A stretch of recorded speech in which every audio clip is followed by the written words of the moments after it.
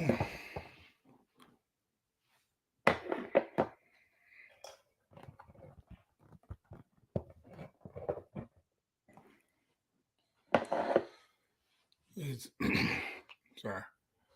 That's good, everybody. My boy Big Reg just finished doing the first round. Him and Bazel. I guess I'm gonna do the second. Welcome to the team, Jalen. To the Lakers.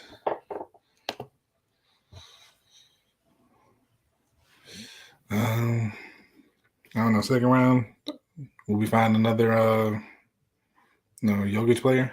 Manu Ginobili. Monte Ellis. I think it was in the second round. You never know. You never know. I gotta have faith in your scouting department.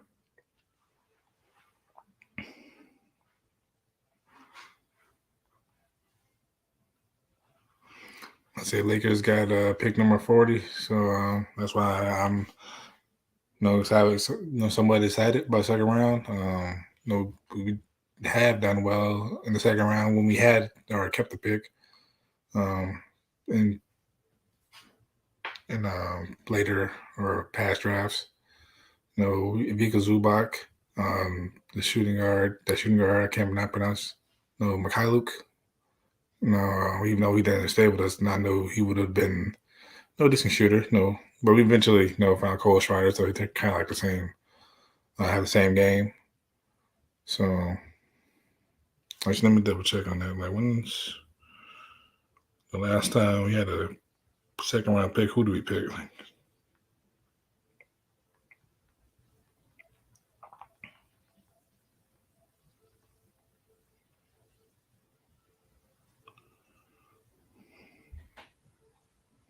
I think it was Vika Zubac, if I'm not mistaken. Nope, Max Christie. I am tripping. No, Max Christie, he's supposed to be a big help. This year. After red flagging it. In this first, he was just soaking up knowledge, watching pros, and spending time in the G League. I think with his size, he's ready to step up, be a defender, 3-and-D player for us. As we inch towards the post LeBron 80 era, or if 80 opts out and goes somewhere else, or if we trade him. Who knows? Man, who knows?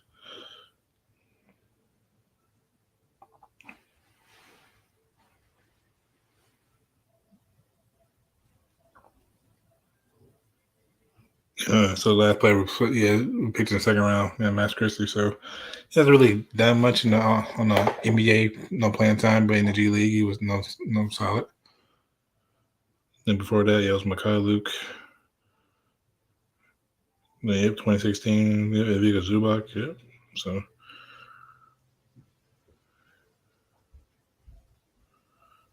Yeah.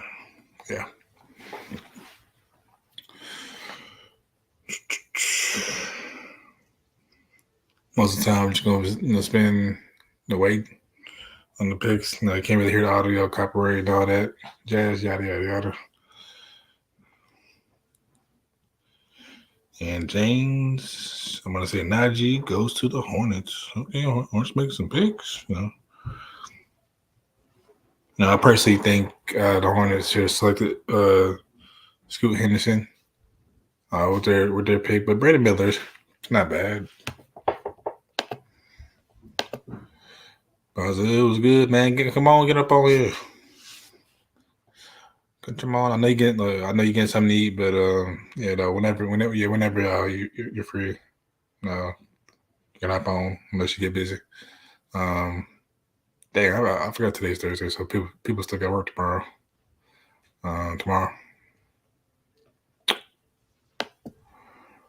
It doesn't really feel like a Thursday though. You ain't seen the link? Oh, okay, my bad. That's my fault. Sorry. As y'all know, I'm still new to this, so I might fumble sometimes.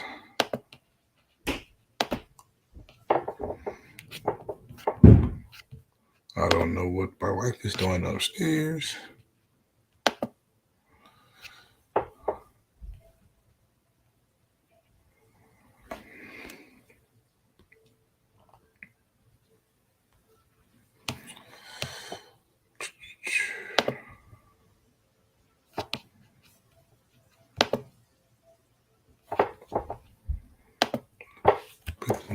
Discord. There we go.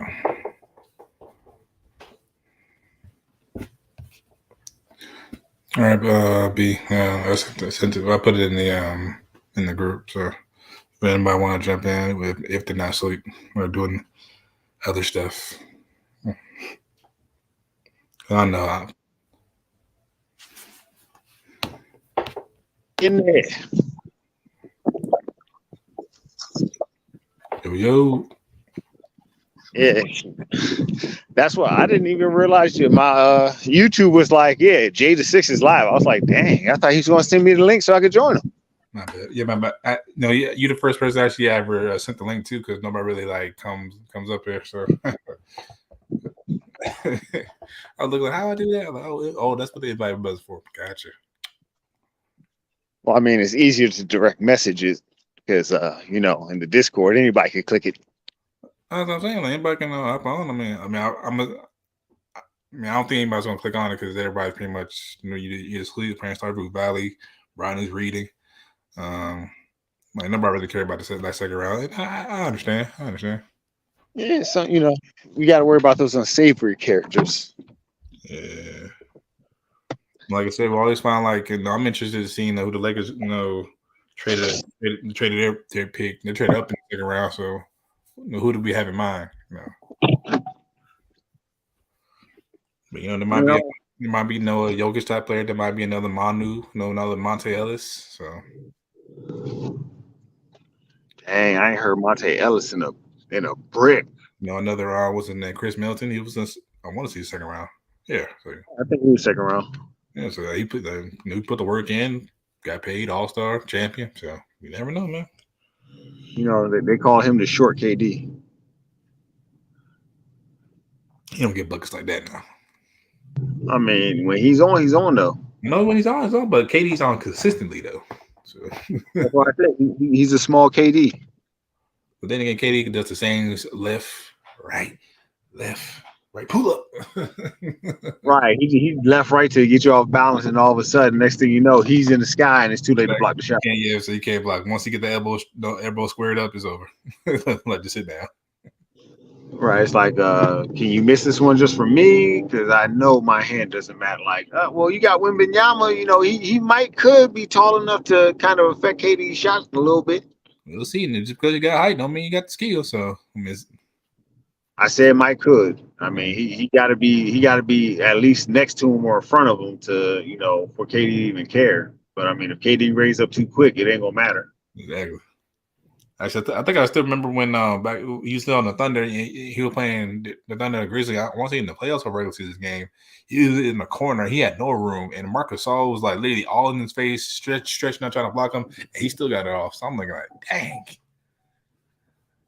Kobe said he was one of the guys that Kobe was like, one of the guys I never able to solve was KD. He said he could send KD left, and he knew it would be a problem. He said once KD was good left, he said I didn't know what to do with him. He was like, I was just out there trying stuff. He was one of the few people that Kobe retired. Like when Kobe retired, he hadn't figured out a way to defend him successfully.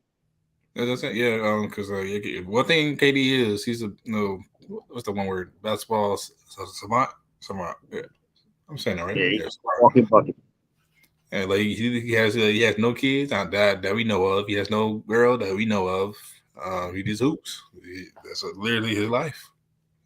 Yeah, I mean, they asked him why. He was like, I don't want to focus on anything but hooping. And if I have a kid, my focus won't be hooping. It'll be my kid. So when I'm ready to have a kid, I'm just going to retire because I know I'm not going to be KD no more. That's just a straight determination. Like we cloud him for the moves he made in the past, but no, he's really all about hooping. That's all he cared about. He's been in the league for almost well over a decade. So he about to be 30, 33, 34.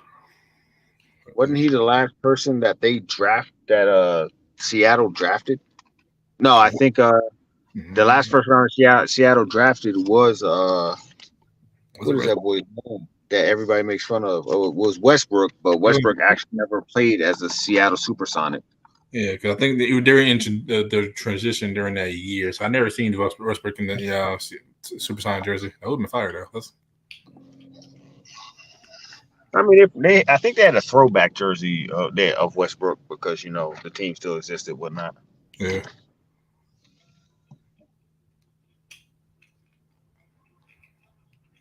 Kobe Jones going to the Kings. Okay. Oh, that's death piece. I can't say death piece because he might, anybody, any one of these people that get picked in the second round might be a star diamond in the rough. Mm. And every time Miami gets an undrafted player, they just somehow get better. Was it Duncan Robinson? Nobody heard of him. Next thing you know, 5 year, $90 million contract. Who else? Gave Vincent extras. It just works for them. These things never happen to the Wizards. I can tell you that. Okay, 922. 922. What you order? Deluxe cravings box with a large Pepsi. Okay. I think every time I go to Taco Bell, I get like a Bob Bless. I don't think I never got anything else. Yeah, I mean it was that McDonald's or Wendy's. So I'm more of a Wendy's person. I like Wendy's. I don't get Wendy's during late night. I don't know why. I just never do. Like I'll get it like if I'm on the way home, I'll be like, damn, I'm gonna stop by Wendy's. Go ahead real quick, give me something to eat. No man, go ahead, give me something to eat on the way home. But like I've had Wendy's late a few times and it was good. But I mean, I literally by the time I pull out of my apartment complex, 3/4 of a mile down is Taco Bell one way, or basically exactly a mile away. The other way is McDonald's and 7-Eleven. So there's no reason to pass those to go to Wendy's. Wendy's isn't that much better. It is better, but it ain't that damn much better. I got a change your take. Yeah. I mean, it's better. Definitely better, but it's not worth. Hey, I'm gonna drive an extra mile to go to Wendy's at midnight. I feel it, man.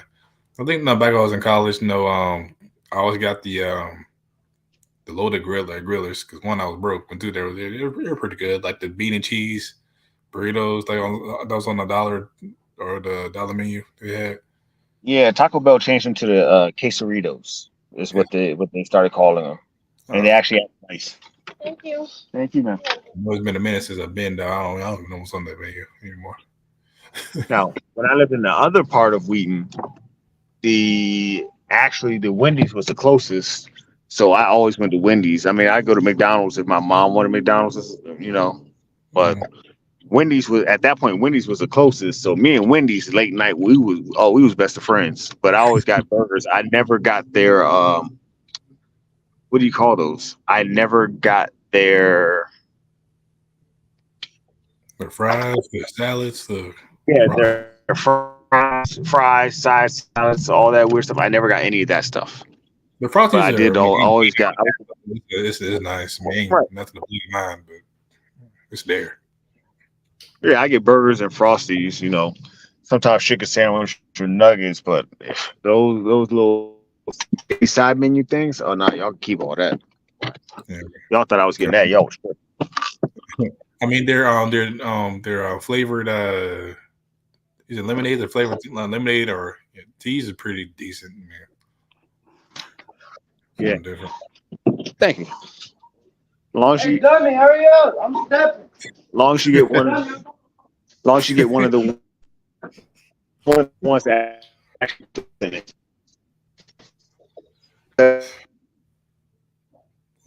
We're breaking up a little bit. Julian Phillips goes. Is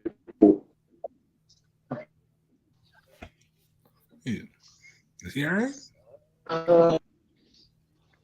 You said what? Was he all right? Yeah, I'm trying to, baby girl wanted me to get something, so I'm trying to find what she wants me to get, because when something's on your mind to get, you just kind of gloss over stuff that you shouldn't be glossing over.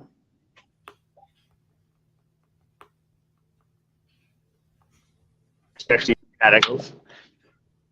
Your couch is a little far away, so yeah, I'm gonna do what I'm supposed to do. Make sure my life is safe while I sleep.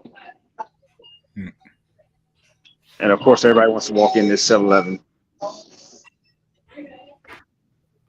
The funny part is the last video that I made was this 7-Eleven, and for some reason they were closed. Them being closed is what actually led to that whole scenario. I mean, stuff happens for a reason. You never know. Yeah, I mean, if they had been open, I would have went in, just got the people what they asked for because they were so polite about it. I would have went in, got them what they asked for, and I would have just walked out, and it wouldn't have been anything because I've done it 1,000 times. This time, it was just like a little bit more. It was like everything that should have happened didn't happen, but the end result was what I needed it to be.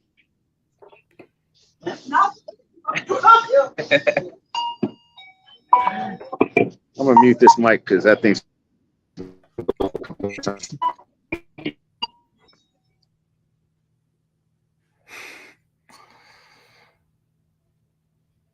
Yeah, I miss growing up going to my neighborhood, corner stores. Well, I moved around a lot, so I always found the corner store everybody was going to. Always knew the clerk or the owner.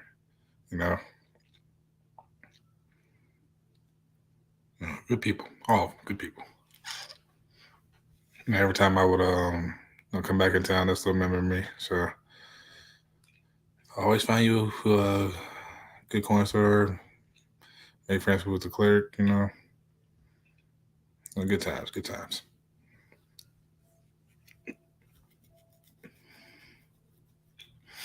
Especially times you had to walk to the corner store or to the G station or whatever. With people. Before I had a car. Those conversations were nice. Just pass the time.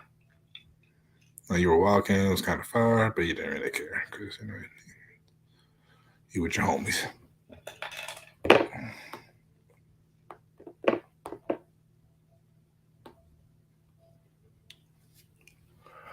Andre Jackson Jr. goes to the Bucks. Again, I'm not really sure, who these people are. I'll probably learn about them as I play 2K, as I play, as the ESPN covers them during games or Summer League. I do watch Summer League almost every year. That's when I learn a little bit about, my team, who get on the roster, who's on other people's roster, who's to look out for, wherever they get called up. So right now it's a big. We eventually got to play a park league together one day. Oh, for sure, yeah. That's I can't wait for it. Definitely. Either it's this 2K or the one that comes out in September every year. So. Whatever. I mean, either one. By the time the September one comes out, I'll actually have my own PS5. Right now, I mean, I don't really watch TV like that, and I don't really play video games like that. So the times that I'm usually like broadcasting is actually the few times I actually play video games. Okay, I'm about to say, yeah, you always broadcast on YouTube. I'm thinking, like, why you don't go to Twitch or the Kick now? Oh, that's about to come up. I don't broadcast enough for anybody to be like, oh, I got to watch him. I'm just broadcasting for the guys who randomly play here once in a while. Like, Okay. I don't even like when I played like the games, I just get annoyed with my teammates not making the shots. So half the time when it's like, oh, I do a give and go or I request the ball, it's just like, bro, can we score so we can get back on defense? Like, come on now. Yeah, right. Yeah, I'm glad I got to the point right now since 2K23 was free on PS for PS Plus members. So I might as well. I mean, I didn't pay for it. I ain't about to put no money into this, so I might as well just see how it is. But there's still like same 2K I've ever it's nothing different. I already know what to do as far as what build I want, so it doesn't really change. I just want guys. I want a guy who has good dunk package, and I want to block all shots. Like I want to just block shots and rebound. I probably prefer getting assists and blocks more than points. I feel so. That's kind of how my game is too. And that 2K in real life, like, hey man, I don't really care about scoring. I will if I have to. Like I got a couple moves, but I ain't all that. If you ask me to be the point guard, then we might lose. I have no bag. Like my handles are. If I was a 2K, I'd probably be a D plus. My handles aren't good. I just know how to keep the ball from getting stolen. That's about it. Exactly. Yeah, I was saying, like, I keep the ball up. I know how to keep the ball up here. I know how to use my body, or however Derrick Rose used to be, just go in like a running back and then lay it up. Yeah. Every once in a while you get a little like I get pissed off, like just annoyed, and I grab the rebound. I'm just going coast to coast. Yes, I can go between the legs. They're like, how can you do that all the time? Because it's not what I want to do. Y'all just got on my damn last nerve, so I had to let you know, like, yeah, you doing all this pretty stuff, but I could do it too if I wanted to, but it don't do nothing and don't score points.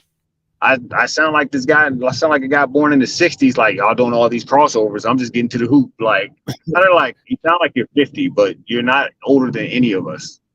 I mean, Yeah, Bill Russell did say, "Like, man, the game has always been, and will always be about buckets." I love watching Uncle Drew because I'm like, that's exactly how I feel about the game. Exactly, man. That's the fact that I watched that too. The fact that he actually said that quote, I'm looking like, you know what? From a guy who had 11 rings, I gotta respect it. Now, I love seeing the flashy dunks and whatnot, but I can't do flashy dunks, so I'm not about to waste my time. All right. I'm gonna do what I can do, and I'm gonna do well enough to do what I got to do. But yeah, I'm a role player. These are the things that I do. I could do a little bit more, but I can't do them consistently enough that it's gonna make a difference. So here's what I'm gonna do for you as a player, and that's all. If you want dunks and whatnot, call Jordan. Yeah, like my game was like kind of like how Andre Miller was. Like he refused to jump. He refused, but he still got buckets. He just found the way to get buckets or and assists too. So I think he's like 4th or 5th on the all time list, assist list. Sheesh. That's crazy. See, you out here pulling out stats for the people.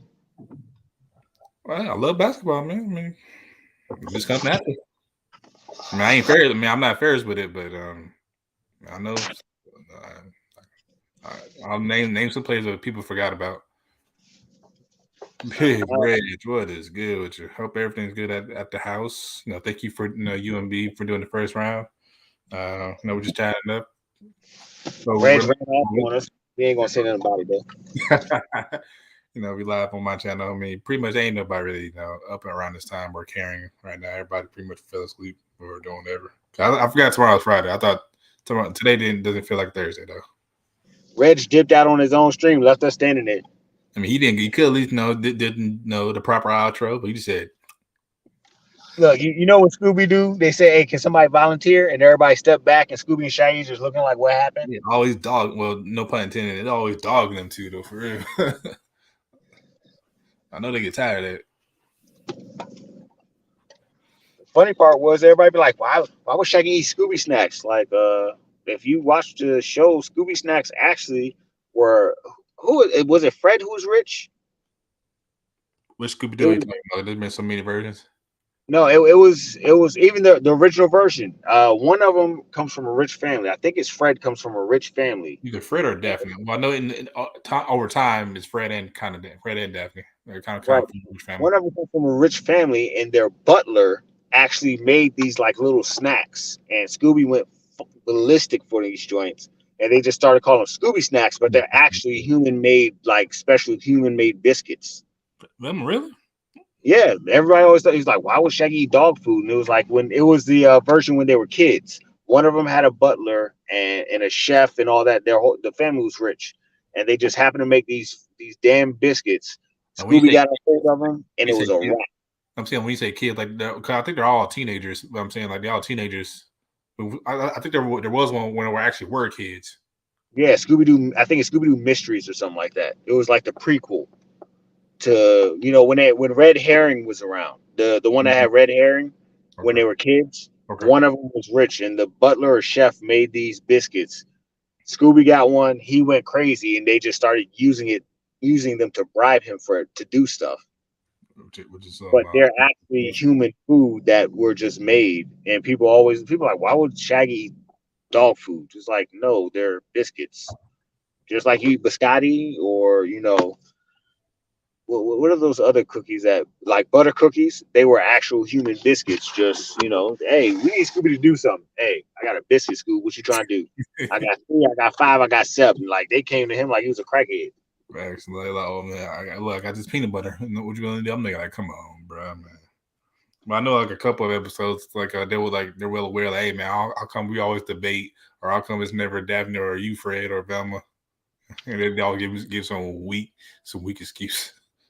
No, they'd be like, well, because you're the fastest. Like I think Exactly. so. Scooby was the fastest, but the crazy part was that in his backstory, Shaggy was like the #1 gymnast in the school that they went to.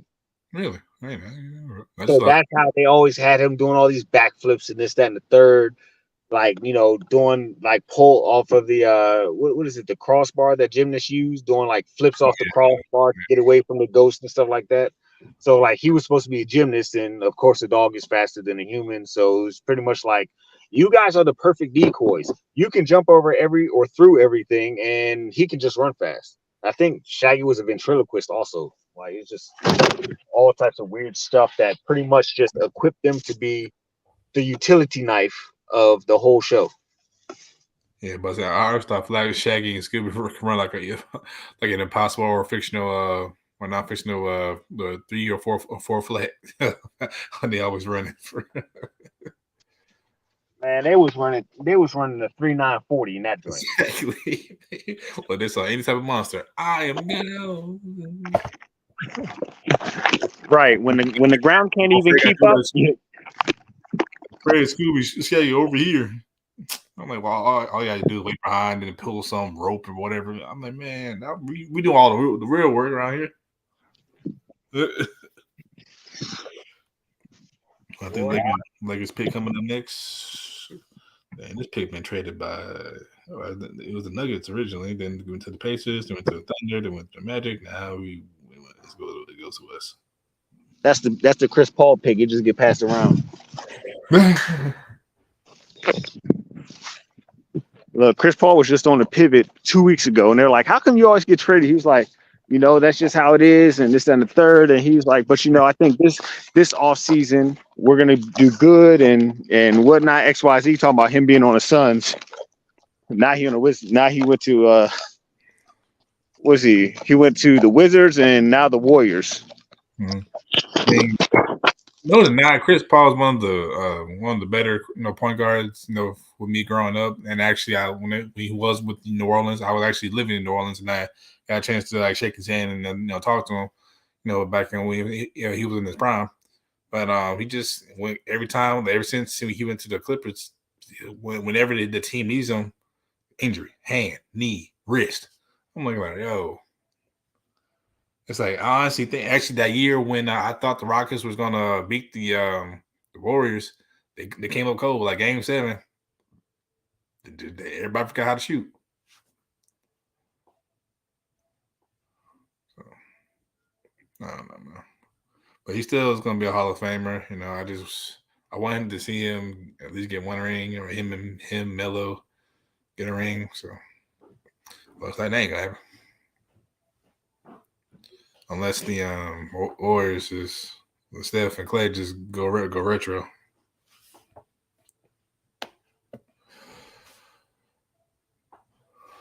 Let me see something real quick.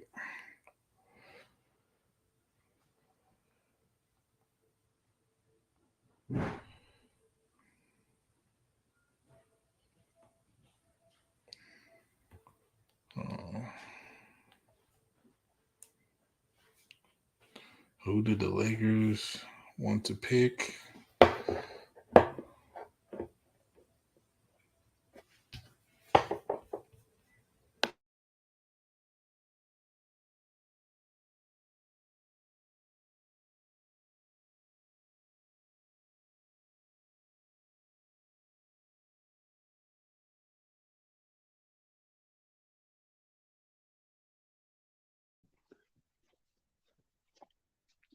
So, yeah, I mean, Chris Paul, he was asked on the pivot about championships, and he was like, I wish I had one, but as long as I played, players that have a championship wish that they were still playing, making the money I'm making.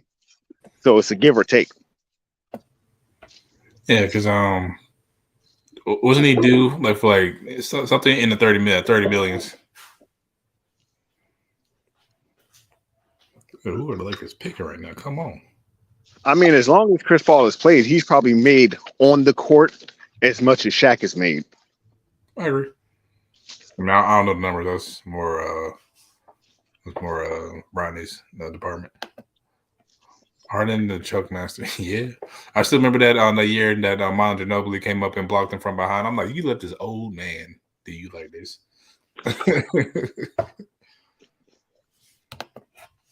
He was due more than his worth. Yeah.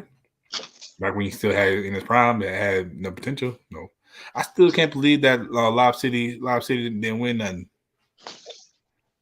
Like it was like perfect. Either Chris Paul was gonna kill you in the mid range or throw it up to Blake or DeAndre. Like how you gonna or kick it out to JJ who couldn't miss. So JJ wasn't always on the court, and JJ had. I mean, his 3-point percentage was good, but he wasn't in those positions as much as Kyle Korver was. Kyle Korver was a monster. Right. So like JJ would be in a corner, but that's if his guy sagged off of him. JJ wasn't running like Rip Hamilton to wear his guy out to where, okay, now I can be in a corner. My guy's too tired to do his job. Right. JJ kind of just ran to his spot and he just sat there and waited for Chris Paul to drive and kick it to him. Mm-hmm. Like, there's only going to be so many opportunities. So you're not creating 3-point opportunities. You're just benefiting from them. That's not the same thing. And then you needed like 1 inch to get open. Right. Kyle Korver always got just enough room that you wasn't going to block his shot. Right. And if he missed, it's because he missed. It wasn't because you had a hand up. But as far as the rest of Lob City, who was going to score outside of the paint? After a while, you get down to that West Coast. Shaq is waiting for you to throw the lob. You had a couple other 7-footers that had to be in that division because they had to guard Shaq. So they're waiting for that lob. So eventually that formula is not going to work, because if that formula was going to work, Darius Miles would have a championship or two. Because that's literally all they did. Toss it up, dunk it, Darius Miles put the 2 horns on the head and run back down the court. So if that situation was going to bring you a championship, Darius Miles would have done it years ago. And Blake Griffin couldn't hit a mid-range to save his life, and you can only dunk over so many damn people. That's true. So it was pretty in the regular season, but just like Giannis in the first few years, he was dunking over everybody. Didn't they say, "Hey, we got 2 forwards and a center. You guys should stand at 10 to 12 feet, and if he starts charging, block the way." And then he started shooting mid-range, and then he started shooting 3-pointers. But the first round, though, to the Heat, still, I mean, I know he was hurt, but still, come on. I mean, at that point, it's matchups. True. This guy versus this guy. Now the coach matters a lot more in the playoffs. Like, everything's stuff that we know that we could have used to stop you during the regular season. We saved it for the playoffs. So now you don't know what to do. Because if we showed you in the regular season, it wouldn't work in the playoffs. Yeah, Rich, I agree. I just wish they did, though, because outside like the Lakers, I mean, I was interested in their squad, though. I mean, they had some depth. I mean, Matt Barnes was okay. He wasn't all that. I think, was it Ryan Hollins? Was it back up? Yeah. Yeah, I mean, they were a good team, but if you think about it, the Warriors were getting their asses kicked by LeBron. And then all of a sudden, by some fluke, Steve Kerr's like, "Hey, Iguodala, you go ahead in there because this ain't working out anyways. Go ahead, handle these trash minutes real quick, and we'll get out of this game and we'll come up with something tomorrow." Then all of a sudden, Iguodala's pretty much slowing down LeBron and making it look like LeBron doesn't know what he's supposed to be doing. Mm-hmm. And 2 more games later doing that, they're champions. Steve Kerr didn't have a plan for that. It just happened. You know, he told the guy go in. The guy did what he was supposed to do, and Steve Kerr was like, "Oh, that's my new plan." All right, like how when JaVale McGee was on the Warriors and they were facing the Spurs and Lamar Aldridge was killing them, and Steve Kerr put McGee on them, and that was a wrap. Right. You're putting a guy the same size, the same length, the same athletic ability on him, and tell him, "Hey, get your hand in the way and just alter his shot." That's all Hopefully, McGee really did. I forgot Aldridge has some long arms though, long arms. But yeah, Big Red answer the question. Andre Korolenko. Yeah, he was one of my favorite players. He could do everything. yeah, Aldridge was 6'9" with the 7 span. He started playing like he was back in Philly. Now, we went back in Philly. It was him, Young Rue, Lou Will. I want to say Elton Brown was on the team. I think that team that 2011 team that went to the well, everybody didn't really believe made the playoffs, but of course they got swept by the Bron Heat. I mean, that was eating it up. So, but yeah, that was still a good team to watch though, because Young was serious. So he was a nice person to watch.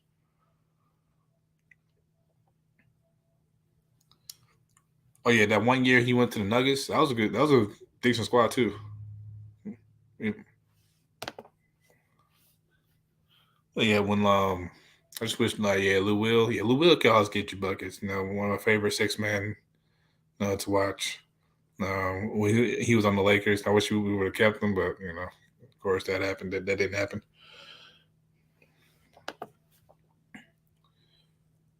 But Lakers selected Maxwell. Well, it was actually I know a little bit about his game. But yeah, I didn't think the Lakers were looking at him. Okay, so we traded up to get Maxwell Lewis. Okay, 6'7". I'm glad we're drafting. Lakers are drafting for the foreseeable future. I don't think none of these players we draft are going to be like stars. No, but actually good rotation, good minutes. No, as they know, that's Phil Handy. They get into the into our program. Weight room, nutrition, and all that. Work on their game. So hopefully, mentally they're prepared because playing with bigger organizations like the Lakers or the Clippers or whatever, they ain't no joke. So hopefully mentally they're prepared. Lou Will was that dude until you made him a starter. Yeah, nobody shouldn't make Lou Will a starter. He was like undersized, but off the bench he can get you 20 points. Him, Jamal Crawford off the bench. It was nice to see, especially when Jamal Crawford was on the Hawks. He was on the Hawks, man. He just amazing. When he had those like, I don't see like rubber bands on his like hamstrings, but y'all know what I'm talking about.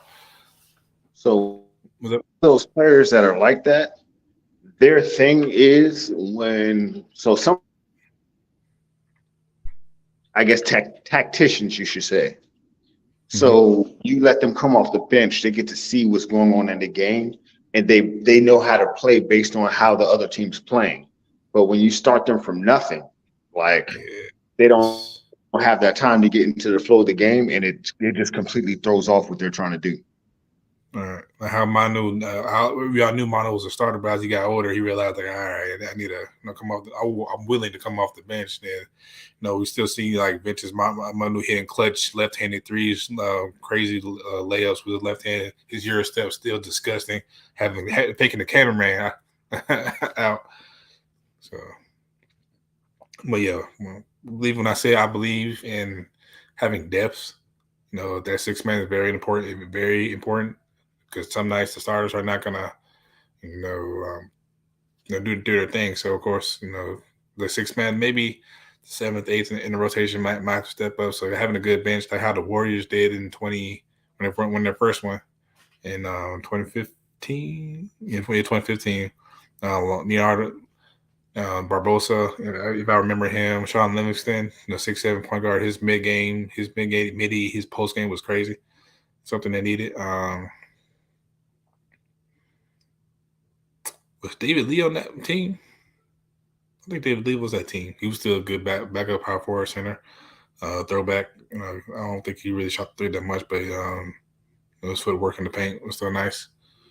So guys like that, they always try to find guys like that. I haven't heard the name Leandro Barbosa in a long time. But other than that, like, yeah, I'm gonna pull up names that people may forget, but hey, it's still fresh in my mind. I think he was more sought after because he was one of the faster players. He just got to the bucket like at a absurd amount of time though, just a burst of speed, a lot of energy. Yeah, he was a Rip Hamilton, but he was shorter and he had higher acceleration. Mm-hmm. That's all I remember. I think of watching him a I couple games remember. on the Suns and Warriors. All he was just like a blur. I Yeah, remember that was pretty. Rip Hamilton, Right. and I don't know if it's mainly a DC story, but Rip Hamilton was at the point where he was on his treadmill one day. He just decided to see how long he could run before he basically was like, "I'm tired." And it was like 3 hours and 29 minutes that he just ran on this treadmill nonstop. Crazy. And it was just like, wait, if he could run on a treadmill that long nonstop, he could play 48 minutes if he wanted to, just running around the court, just killing you. True. And that just proved like, okay, as a team, you do need to have a certain amount of guys. Because before they'd have like each team would have a 7 deep rotation, and then they'd have like 3 big guys to foul guys like Shaq or foul the big guys who can't shoot free throws. They just had like 3 or 4 bodies just to throw at people for fouls. After that, it was kind of like you need to have at least 2 extra guards just to chase him around. It doesn't matter if they score. You just have to keep him from scoring once he gets to the third and fourth quarter. Right. Kind of how like when the Lakers and Celtics were going back and forth, and after the game when Ray Allen got hot, and Kobe was in rare foul trouble. I don't think we really had that guy to chase Ray Allen around off of screens, and it was a bit much. But yeah, Ray used to be a Monte Ellis fan. Yeah, Monte Ellis before Steph got there, he was the man. He didn't really pass that much, but he was one of the better scoring guards. I think him and Steph could have coexisted, but the front office want to make Steph the man. So yeah, I think he spent time at Dallas, but he was just never the same. Yeah, he played in Dallas. Monte Ellis was so much older than Steph that he was in NBA Jam, if I remember correctly. I want to say you're right. God, I think that was like his rookie year.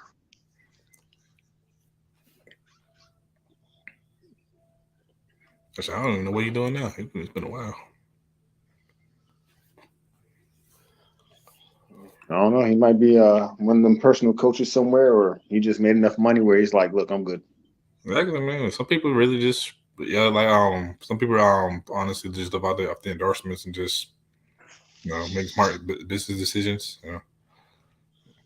And then they use their money. If they don't, I hate guys who I hate the guys who stick around just to be around. That you can tell, like, I mean, look at Patrick Ewing. He's nowhere close to being considered for any type of real coaching job, but he's just always on some team's bench as a assistant coach. Was he on the? Last time I really seen or paid attention to him? Was he on like Georgetown's coaching staff? The last time I seen him he was on some NBA team's bench, and I can't even remember the team. I just remember seeing him on the bench. And I'm like, are you like you're not a big man moves guru or anything like that? So pretty much you're just sitting on the bench hoping that all of a sudden one day somebody be like, you know what, Patrick Ewing would be a good head coach. Like I haven't seen him as like the primary assistant on any team. He might have been an assistant coach for the Spurs, but like I said, I can't even remember what team it was because I see him just few and far between, just on the team's bench as an assistant coach. And I'm like, you're sitting down 5 spots from the head coach. Like, do you do anything besides be like, I'm Patrick Ewing and I used to be a good big man, so you should listen to the coaching? Yeah, I think I think everybody went to Akeem Olajuwon for footwork. Even Kobe went to Akeem Olajuwon for footwork, and that obviously was noticeable after that. Summer. Yeah, like that's what I'm saying. Like, if somebody wanted to be a head coach, Olajuwon, if he wanted to be like in the game, he could be like, look, I'm your number 1 assistant coach because you see that 7-foot guy right there. if you want him to be an MVP player, you need me on your coaching squad. Olajuwon's more like, hey, if you want a private, some private training, you can come to my house and I can get you some private training. But I don't want no cameras. I'm not trying to be a coach on the team. He's like one of those purist guys who's just like, hey, I can teach you how to play the game the way I played. He's not a guy who, if he wanted to, he could definitely be on some NBA team's bench, especially with the Spurs getting Wembanyama. Oh, for sure. But yeah, He could easily say, hey. I was that's Tim Duncan. What's his name? The Admiral. Yeah, the Admiral. All the pretty much he's in good Robinson. Hands. Yeah, he's in good hands. Victor's in good hands. He has no choice but to be great. Right. I mean, Hakeem Olajuwon could get on an NBA team's assistant coaching bench, but he could easily do it. But he's not there for the fame. Like, he played the game because he loved the game, but he's not trying to be like, oh, I'm that old school guy who you need to hear from. Udonis Haslem said he was going to retire like 2 years ago, but the Heat told him, nah, we want you in the building. So he was like, are you sure? Because I'm not going to play. You're just going to be paying me to sit here. And they were like, you know what? We're going to sign you to a bigger contract to sit on the bench. He was like, okay. All right. I'm about to say no. Free money. Speaking of endorsements, remember the Starburst sneakers? Yeah. Yeah. Does he have the star tattooed on his head or something like that? Something like that, man. But that's one of those players. He did really well in China, though. After he left the NBA, he did really well in China. Something like, I ain't gonna say God, but he's popular over there, along with like Jimmy Fredette and I think Jimmy Lin now. Of course, Yao Ming is still one of the big, better known players. But yeah, Starberry definitely. Yeah. I just wish. Actually, can y'all imagine if Yao Ming didn't break his foot or have foot problems? Like, your Rockets team with Tracy McGrady, Yao Ming, young Luis Scola, young Shane Battier. Was it Steve Francis? The funny part is that they were talking about how great Yao Ming was going to be, and some people were like, "Yo, he's not going to be able to deal with the physicality that we have over here, like the running up and all the extra shit that we do." People are like, "Nah, you guys are just hating because he's from out of the country. Y'all just act like NBA stars are just so much tougher." And a couple years in, he started getting those injuries, and people were like, "Oh, these are freak accidents." And it's just like, bro, like. Even Richard Jefferson said, I'm 6'5" or 6'7". I forgot. I think it's 6'5", 6'7", or something like that. He's 6'7". I think 6'7". And he's like, I come off the court and my knees are killing me because this is a hardwood floor and I've only been playing for 15 minutes.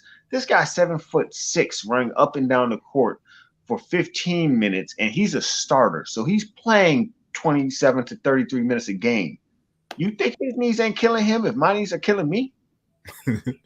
Yeah, that's why you see the players like, especially like again, Kobe, huge bags of ice on their knees and their elbows and on their joints. They had to, like, if they want to play the very next day or a day afterwards. The team was huge in China too. I missed out on that though. I remember for me growing up, I didn't really watch the team as much, but when I saw him, we was on the Raptors, the Magic, Rockets. That was pretty much it. Yeah, they would have had shit. That's what I'm saying. I'm thinking like I don't think I watched that particular Rockets team, but I always saw like my older cousins or did those at the time when I did pay attention. They always talking about that Rockets team, and when I got older and did my history, I'm like, yeah, they had a squad. But they also didn't have that good of a coach. So when they got to the playoffs, that was the problem. They didn't have they played how they played in the regular season, and their coach was like, that should get us through. So that's back in the time when teams that shot a lot of 3-pointers or they scored high points in the regular season, they're like, yeah, they're not going to do anything in the playoffs because teams were figuring out what to do with them, but they weren't unleashing that until you got to the playoffs. And then they were like, okay, here's what we're gonna do. It's gonna take them 2 or 3 games to figure it out, and by then we only got to win one more game, and they're out of the playoffs. Yeah, I think that's why the Spurs got like 5 rings, and the people it was like they didn't really have the most athletic players, but it's just all about teamwork and coaching. Coaching will get you far. Looking back at it, man, Pop took the most boring players you can like find, but still Matt Bonner was important. What's that first dude's name? Well, not Tony Parker, but what was his name? He was a big man. He was a shooter too. Boris Diaw took him. Boris Diaw, Diago Splitter. It just made it happen. Like I don't know. What was it, John Simmons? By all accounts. By all accounts, Kevin Garnett, that's where you got it wrong, because Kevin Garnett said, y'all think that Tim Duncan was this quiet player. He said every time you saw Tim Duncan cover his mouth with his jersey, he wasn't wiping his mouth. He was talking shit. And he said Tim Duncan would do that, and he'd say something to you, and you'd be like, I know you did. You disrespect him. Like Kevin Garnett was like, he would say such wild stuff to him that he was like, he stopped talking trash to him. Kevin Garnett stopped talking trash. Right. Kevin Garnett came in as a rookie talking trash to Jordan and didn't stop. So if Tim Duncan got Kevin Garnett to stop talking trash, even people were like, yo, y'all think he was so calm. And he would just say a quick quirk, and you'd be like, okay, that was a little better than it should have been. But I'm gonna leave him alone. But Tim had the game to back it up. I guess I could, I could believe that, because Tim really had the game to back it up. Like he had the game to back it up, but people like, unless you played on the court with him, you didn't understand that he really had that trash talk game.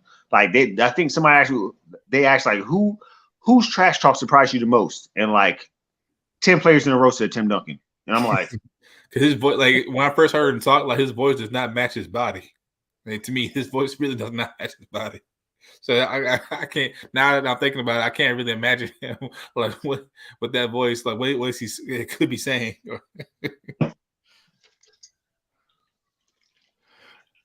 But yeah, Mr. Fundamentals, man, just off the glass, got you with the pump face, got you with the footwork. It didn't matter. You were in for a rough game or a rough time.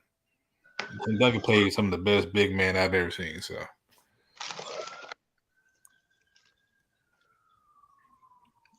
Especially, Dirk and his 1-footer fadeaway. Nobody was barely blocking that. So,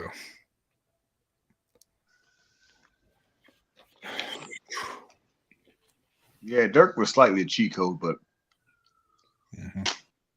once you master that fadeaway with 1-foot fadeaway on 2K, yeah, it's pretty much a wrap.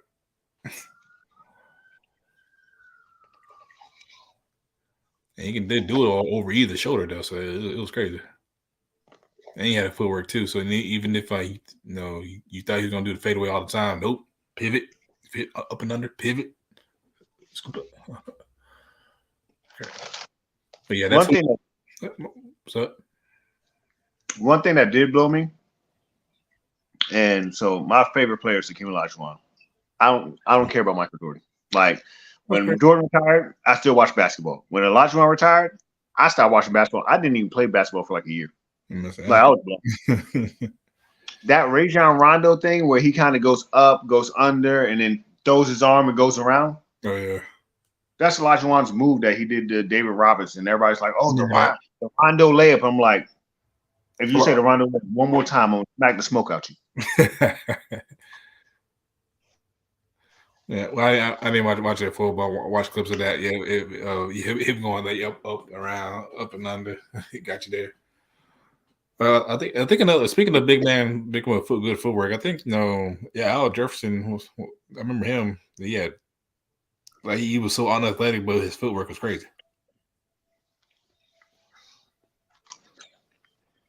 And he just never got.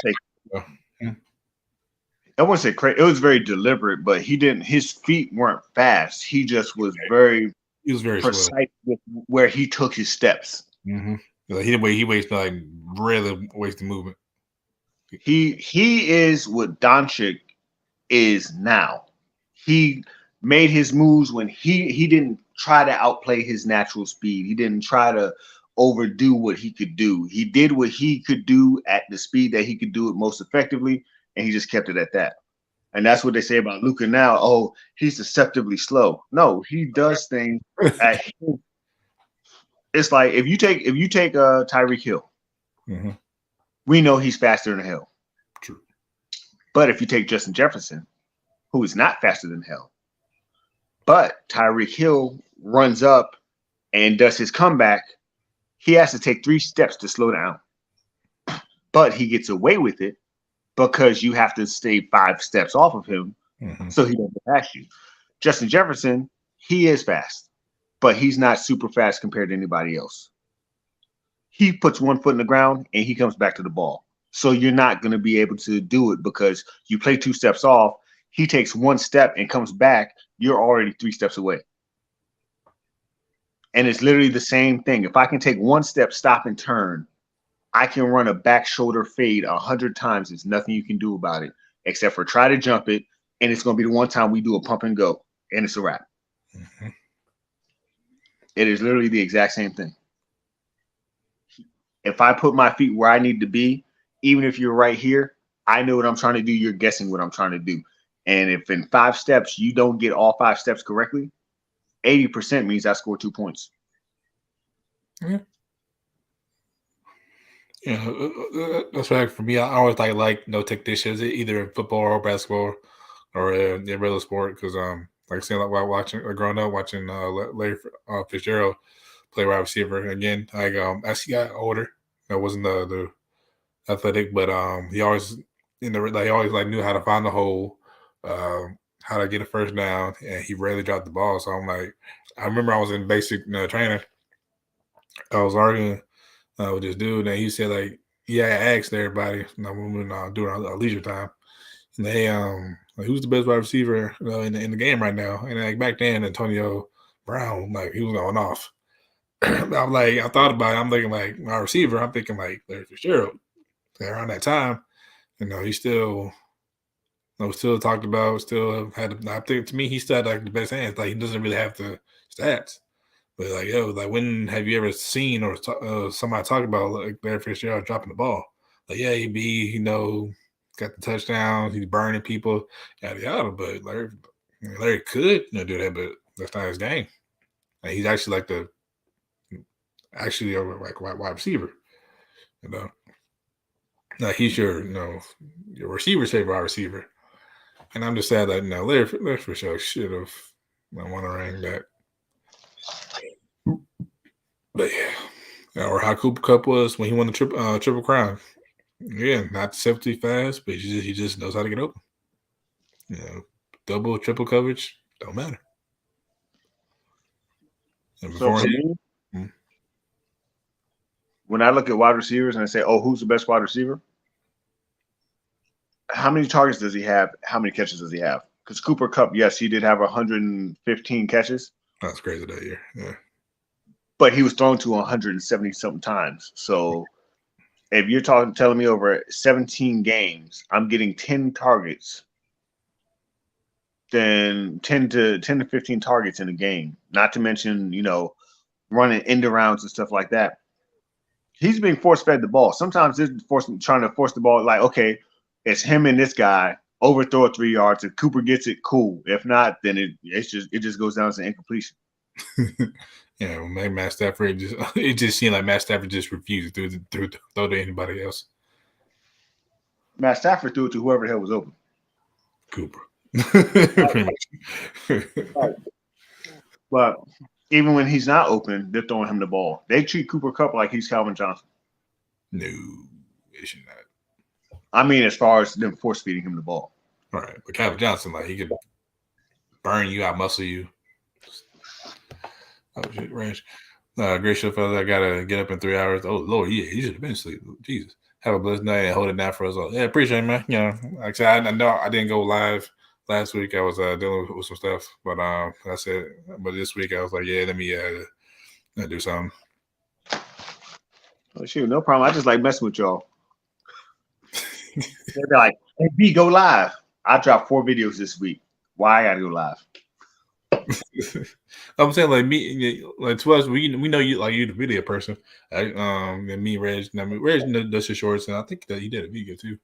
I haven't done a video yet, which in the future that I would do that. I was just giving a hard time. Like I just like giving a hard time, but I hate being the main person live. I hate being hey, so what are the subjects today? No. Let me My, come in on the side and you ask me some questions. I give you some answers. your Mighty Base goes to the Cavs. Okay, actually, Mighty Base was supposed to be a first round pick by all the off season accolades and stuff, but he goes to the Cavs. Okay, that's interesting. Already playoff team. He developed a little bit. Hey, Yeah, sometimes the poor get rich. good pick. I think it's a good pick. I mean, if he keeps his head on straight, keeps his head down. I mean, yeah. He got the pause, he got the length, what I'm saying? Got the offensively, got the skills, you got to put on weight, which I don't think that's gonna be a problem if he actually buys into the program or nutritional system. And that goes for any player. Like you just honestly buy in, pretty much get that KD Kobe mindset and just worry about hooping and nothing else. Who knows? I mean, sometimes you need a distraction, but you have to have the right distraction. That's true because you can't get no burnt out. But I think KD, does other stuff. Like, that time he went to Rucker Park, or you see him in an interview playing video games, or every now and then. Yeah, like my job is kind of it's not high intensity, but it's you got to be very accurate with what you're doing. And sometimes I need to be on the phone for a little while I'm doing stuff to just loosen my mind so I can kind of actually really see what's going on. So sometimes I call my girl like, "Hey, I'm just talking cash. I'm just talking." And it's like I'm doing stuff, but because I'm talking, and we talk, and we move our head when we do certain stuff, and I might turn to like, "Oh, damn, I didn't put a little Velcro on that right there. That would have been a fail point." The job site I'm at right now, if they see, they could walk in the room and everything could be perfect. If they see one cable without a label, they'll fail the whole thing. They walk in and see that something this isn't labeled, they'll fail it without even looking at anything else. They'll just oh no label, fail and walk out. Ouch. But sometimes you need that distraction to loosen you up and allow you to kind of really be you. Because if not, I'd be bogged down in it. Okay, I gotta do this, gotta do this, gotta do this. They walk in, oh, you missed this right here. But I was looking at that. I swear I saw it. Nah, you was just too uptight with what you was doing. So sometimes, like, Chris Paul was saying his son needed a surgery or something like that. And it was the day before his son's surgery. And it was a blowout. And people had left. And he saw that there was nobody sitting there. So he calls one of the team guys. He's like, hey, get my son right there. And he said the funny part was they won the game easily. And it was like the last 3 minutes of the game. And all the people on TNT, ESPN, and all that, all they focused on was why is Chris Paul making sure his son's in the front seat instead of focusing on a game that they're playing live in the arena. And he's like, so my son coming down to sit in the front seat for a game we've already won, and that we're just running out the clock for the last 3 minutes, and all their fans have pretty much left. Your focus is not my double-double with 6 rebounds. Your focus is that I took a split second to have my son brought down to the front seat that nobody was sitting in. That's all you cared about. And he said that was so crazy. And he's so happy to see Deuce come down before the game and hang out with Tatum.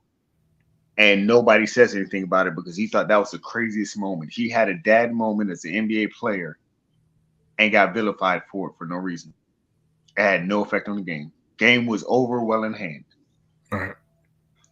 I was like, that is crazy. But those small distractions keep these players from going insane and doing dumb things. Okay. What is Ja Morant's distraction? He gets out of a game and he has nothing to do and nothing to focus on. So he's doing whatever he thinks will be fun at the moment because he is absolutely indifferent.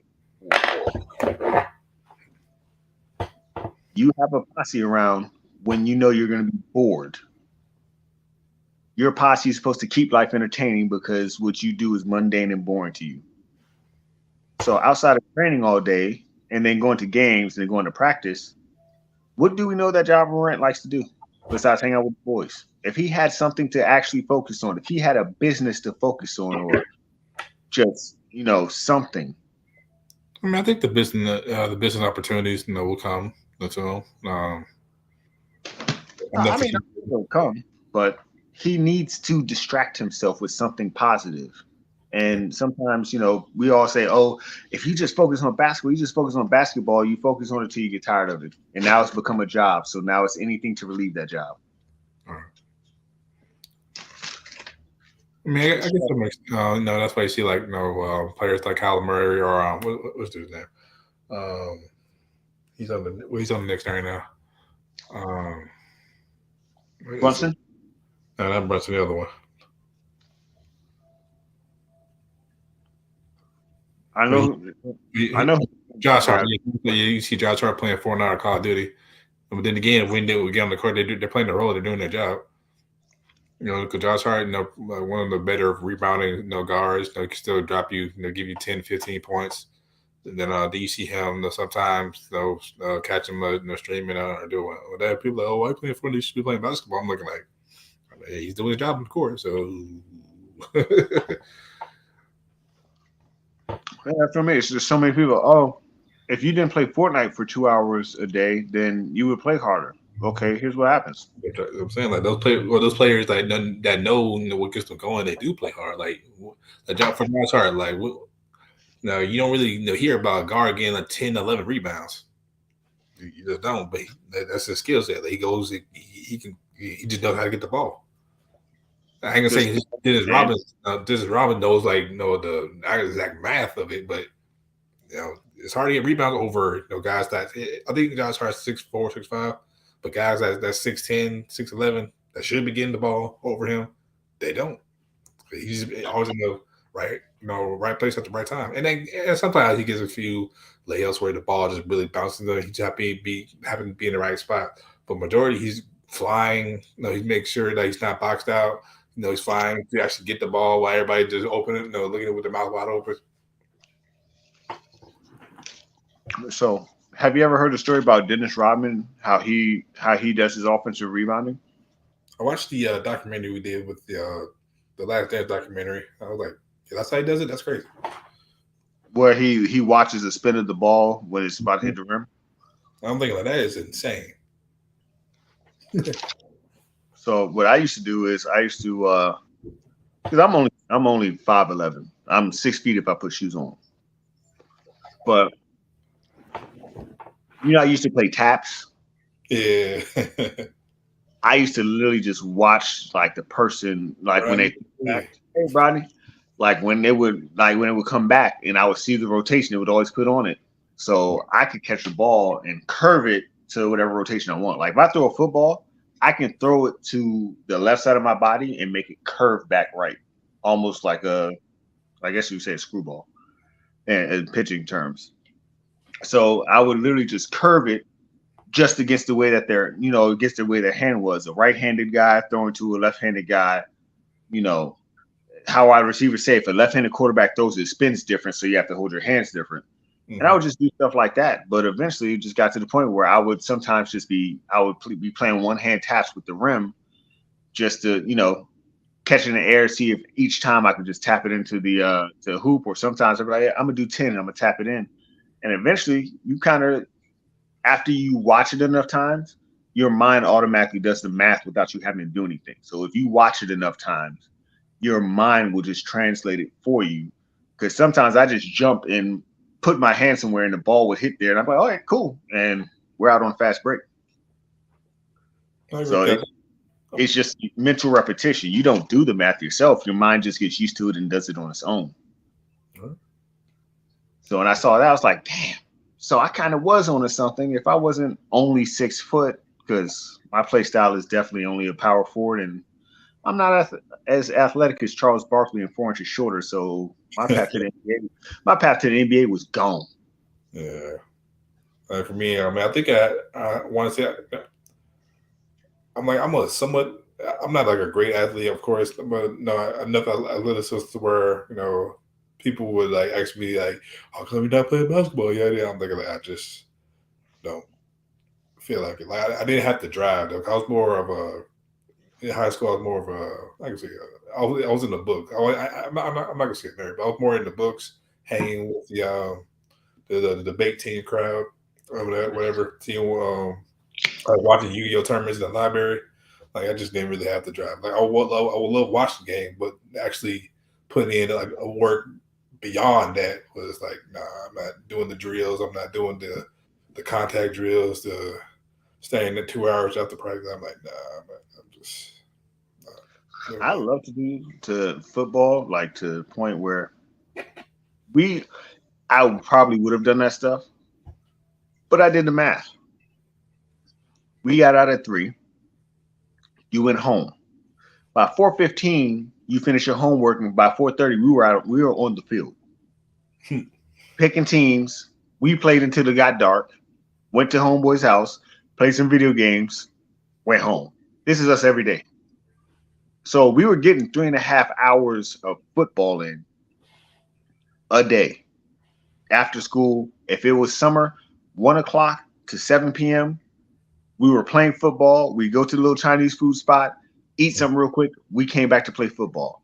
Sun went down. 9 o'clock, the lights came on at the little Boys and Girls Club on the side. We were playing from probably 10 p.m. to 1 a.m.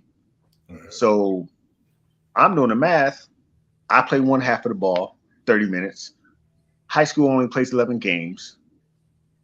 That's 5.5 hours. I'm clocking that in one day. Why do you think I want to play on your football team? I'm like KD. I just want to play football. If you told me I could play this many hours a day of football, I would have been on the high school team. But the high schoolers are playing less football in a year than I'm playing in a day. Right. So it won. I was playing football all the time. Guys would go, "Oh, I'm going to practice." They come back 3 hours later. Y'all still playing? Yeah. Oh, sun ain't down yet.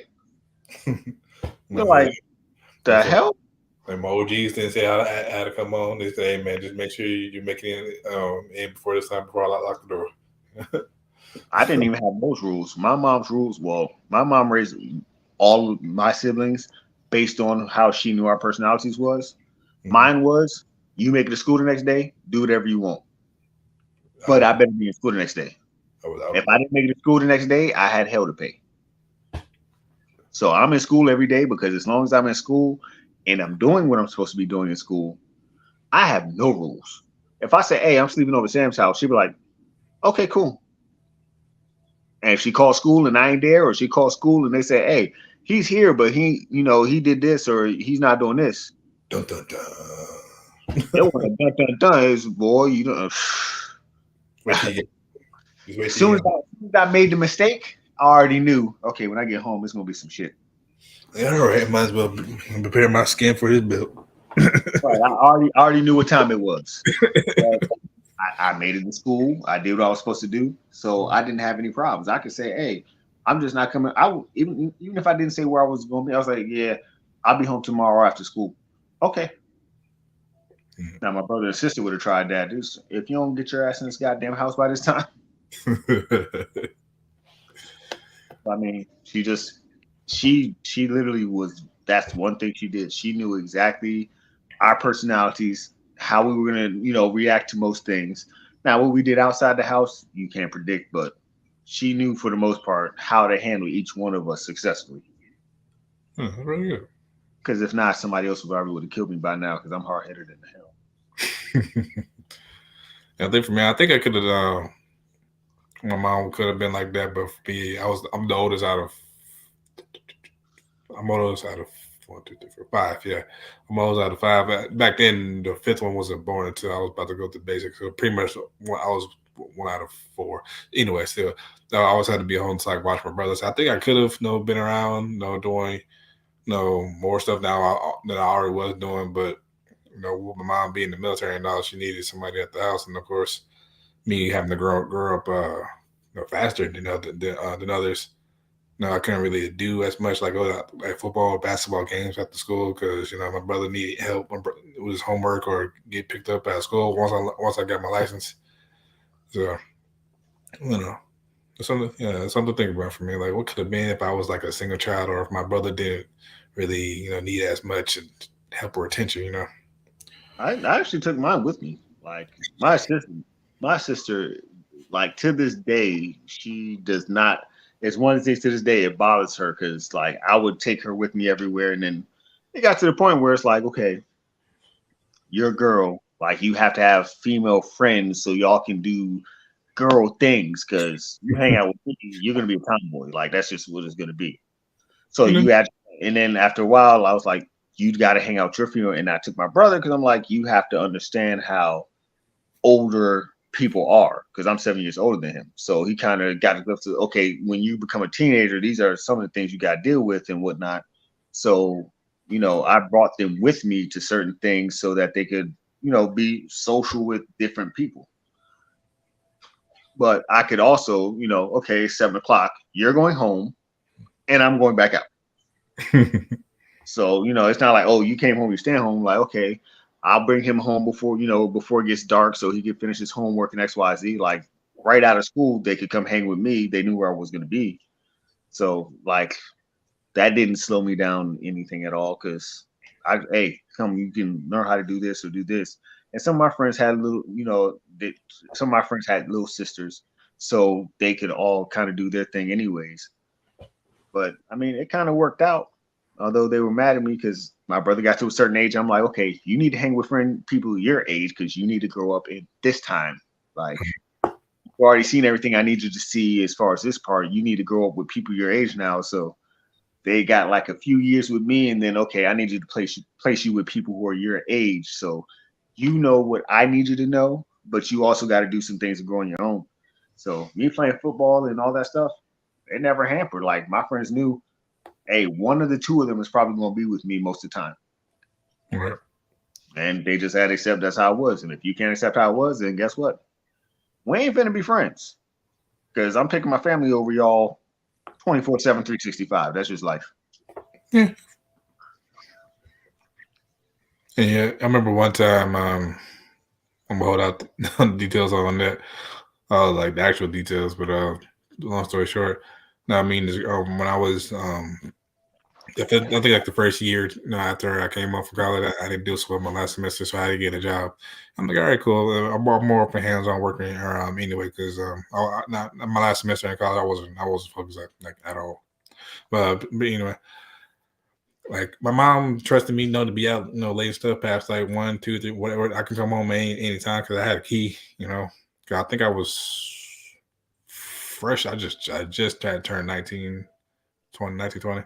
And me and this girl had asked me out to go to the movies, and she asked me, stay, afterwards, to do whatever. And I'm thinking like I can, but I'm thinking like nah, because at the time, then the fifth brother, um, was born. So I'm like, I kind of felt like, man, I need to help my mom because, she gotta get up in the morning, still go, do her thing with the Marines or whatever, And actually tomorrow, like, tomorrow is my day off, so I'm thinking like, I know I probably could have, stayed and did whatever, but I'm like, yeah, I didn't put my mama and my family first. So I still like a moment. I think like, what could have happened there? If I actually just would have stayed. 'Cause I think I got home around 2 in the morning. So, but then again, I'm thinking when I walked in, like, 5 minutes later, like, he had started crying, and I told my mom started to get up to go get him. I'm like, nah, I got him. I mean, they always say, oh, if you're like the oldest son of a single mother, you get this, what do they call it? Like a savior complex. It's like, yeah, they always say, oh, the oldest son of a single mother always searches for a woman who's going to need certain help from him that she can't do on her own. Basically, they say like we search for broken women. I was like, nah. Because the first thing I learned is okay, my mom handles all this on her own. My sister can handle, whatever she has to handle with her kids on her own. So I Right. need to take positive traits from each one of them. And if you're gonna date me, you need to have these certain traits because I know these traits tell me that if I die first, like most men do, True. you're gonna be able to handle whatever it is. Maybe not perfectly, but you're not gonna roll over and die like some women do. Oh, my husband died. Next thing you know, they roll over and die, and the kids are just running wild, and pretty much the kids are on their own because she's, you know, her personality type. She's so devastated that pretty much like, oh, well, he used to do this, and now there's nobody to do it. So instead of her picking up, as best she can to do these things that are obviously important to the structure of the family, it kind of just falls by the wayside. I mean, I've met women that I looked at them and I'm like, if I die today and we have 3 kids, whatever your family says is the best way to raise these kids is how you're going to raise these kids instead of the principles that me and you talked about raising these kids. Right. So I can't trust that if I die, these kids are going to be raised the way that me and you expect them to be raised. You're already out of the running. I can't marry you. Yeah.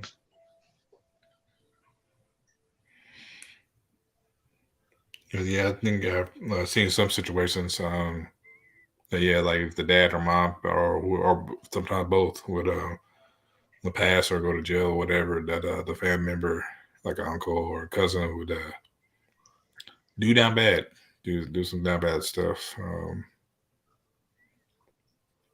And like when the mom or dad got out, it was a completely like different kids, or whatever.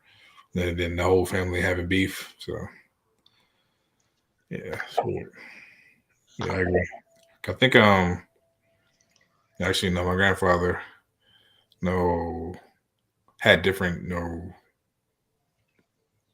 well, I ain't gonna say he wanted to be me to be like a different way, but yeah, like I said, a different set of rules. 'Cause my mom had wanted me when I was living with them to go to college. She had wanted me to like pay them like rent, which was I think in my head like, all right, cool, man, I don't mind get like a little job or whatever. But my grandfather said like no, like my grandfather and my aunt said like no, like our family, like it makes no sense. You're supposed to help them not do all that. So and then that kind of opened my mom's eyes or whatever to help my brothers got older. And when my second oldest moved back in with her because they're all in Bahrain right now. No, she still like held that concept, because of my grandfather. So yeah, I can see where you're getting at with that. And now 'cause I think my mom, I've always for majority been like a single mother, help from friends here and there, from family from here and there, but majority she's been like single and she's just been like holding it down, and she didn't really like that letting anybody influence, or let outside noise influence how we grew up, and even though we were moving from place to place to place because military, whatever, based, every 3 years, every 3 4 years going here. Yeah.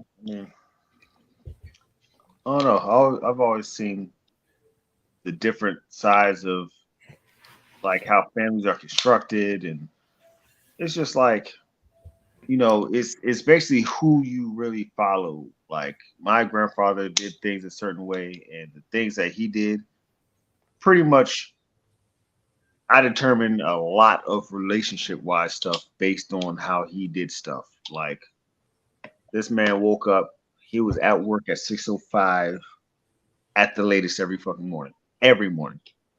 Huh? He did his job and he was home by 5 o'clock every afternoon. If he was later than 4:30, he stopped by the store, pick up his Pepsi, his cigarettes, play his numbers, and he was still home by 5.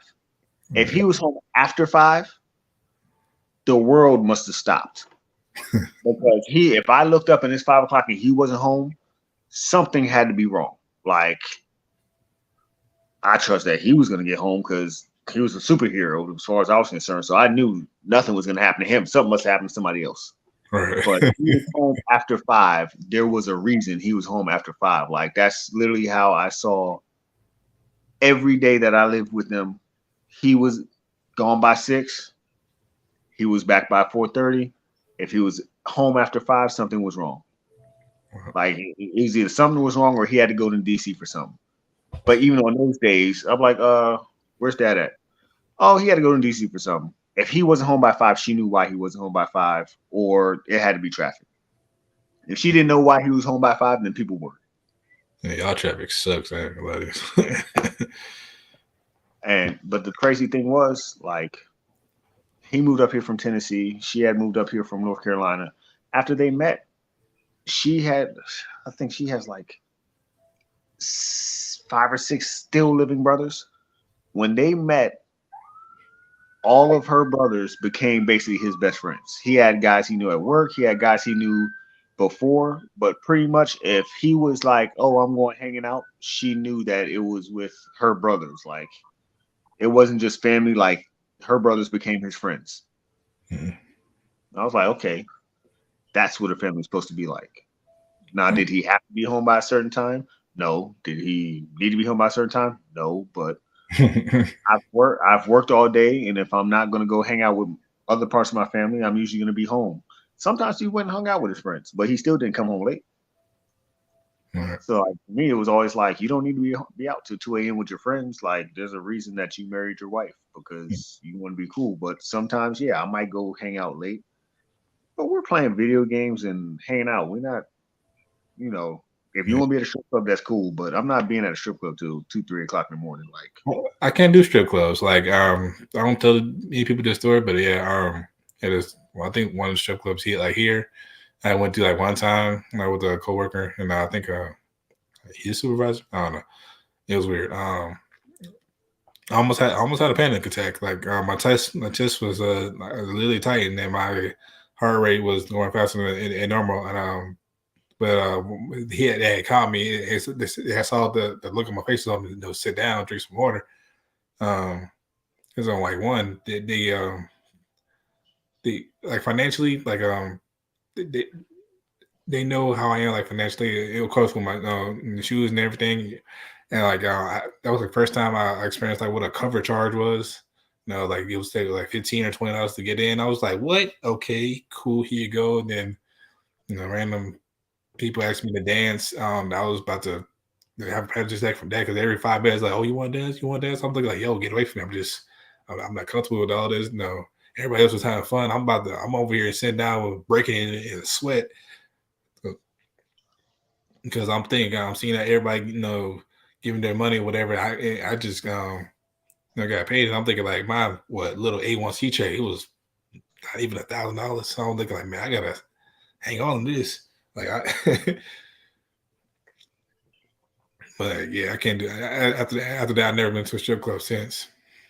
I'm thinking like, I don't know how y'all do it. Like I didn't eat. I just sat down and wait for them to finish. I'm like, because I didn't have a car at the time, so I'm like, but yeah, I'm sitting here in the dark, just trying not to go nuts. Like I'm trying not to get noticed. I'm like, yo, just please, me and my mom like hurry up and finish. Like I can't do this. I've never been to one. You've been to more strip clubs than me.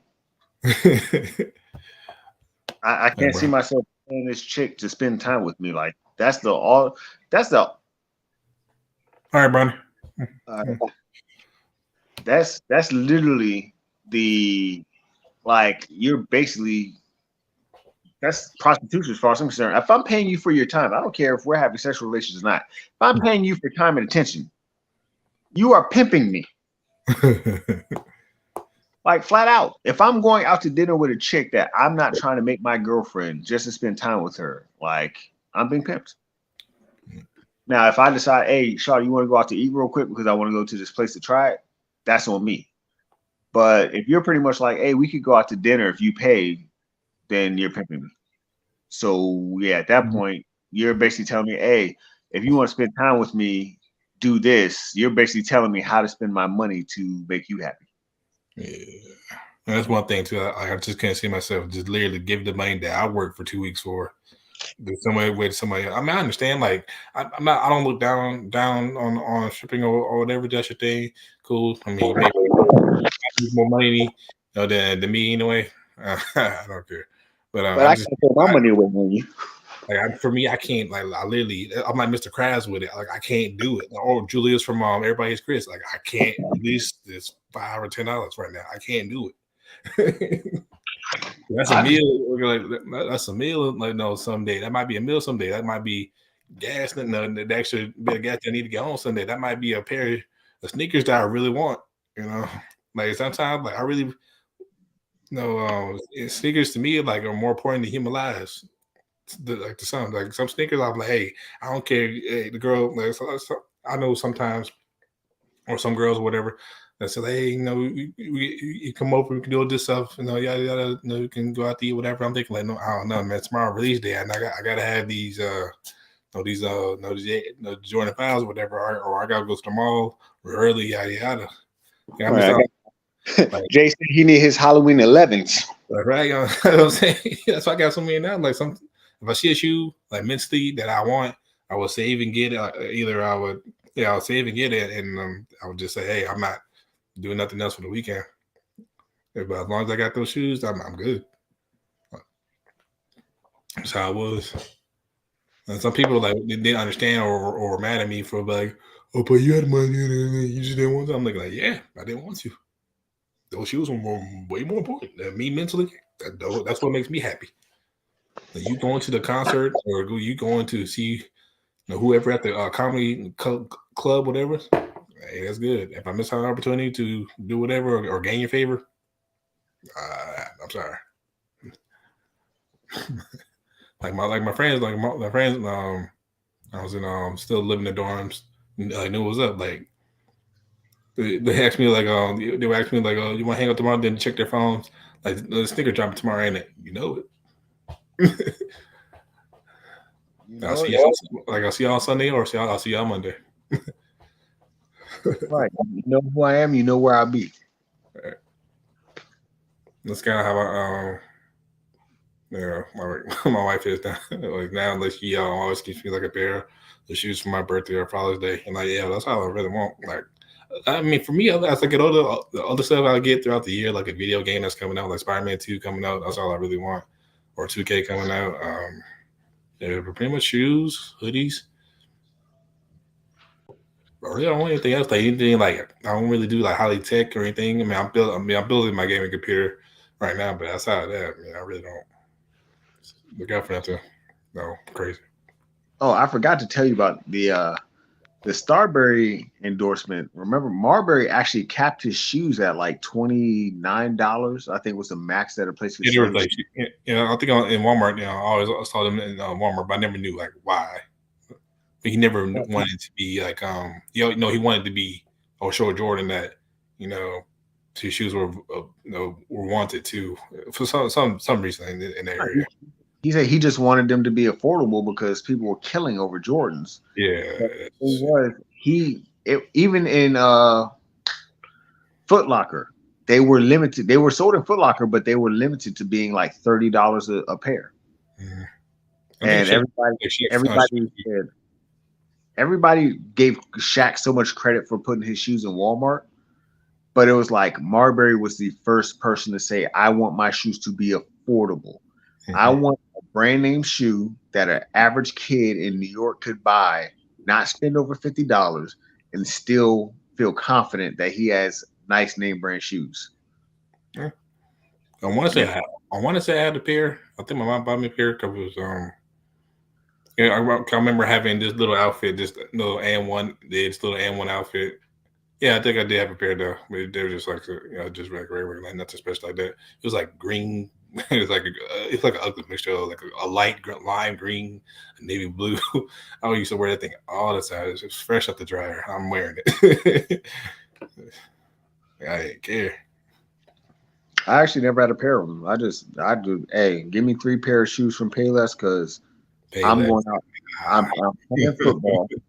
I'm playing football. I'm playing basketball, and if we're playing tag, I'm running through the woods. So give me 3 pair of the whatever's the darkest color shoe you can, I'm not out here for style. I'm out here to have fun.